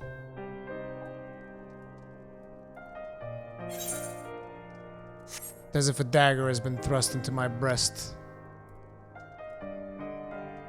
But it is a pain we must learn to bear if we are to forge ahead with our duty. The battles we have fought have taken the lives of so many, Louisoix, Moonbreda, our fellows at the Waking Sands. Their spirit and dedication to our cause, however, will never be lost as long as we rise to fight once more. I hardly need remind you of this, of course. It is for my own benefit that I repeat these words of reaffirmation of mine own chosen path. If I do not rebuild the foundation of my resolve, I am like to collapse in a fit of weeping. My apologies again, Ruri. There is no other to whom I could display such weakness. You are my pillar of strength, and I fear that I shall have need of your steadfast presence in the days to come.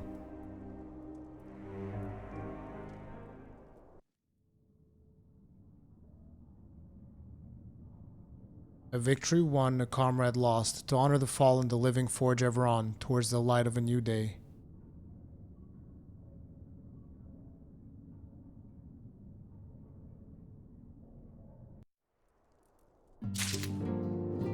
That was weird.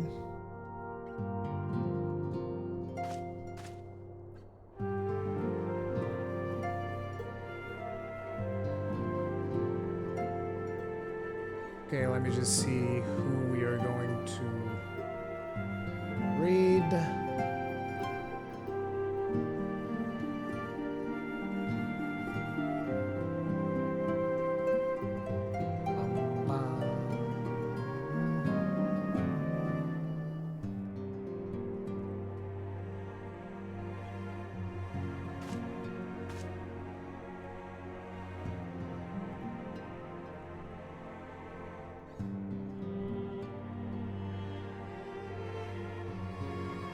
Someone says they're answering questions. Looks like a nice guy. Although his name does not inspire a lot of confidence, I'm gonna host tequila shots.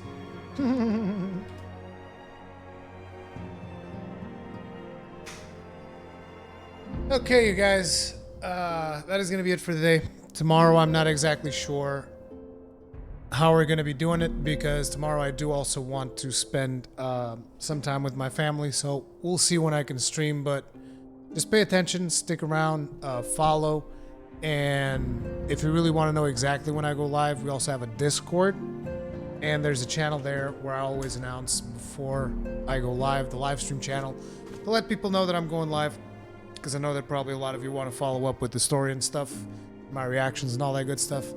So, really appreciate you all. Let's go raid this dude, and see you guys tomorrow.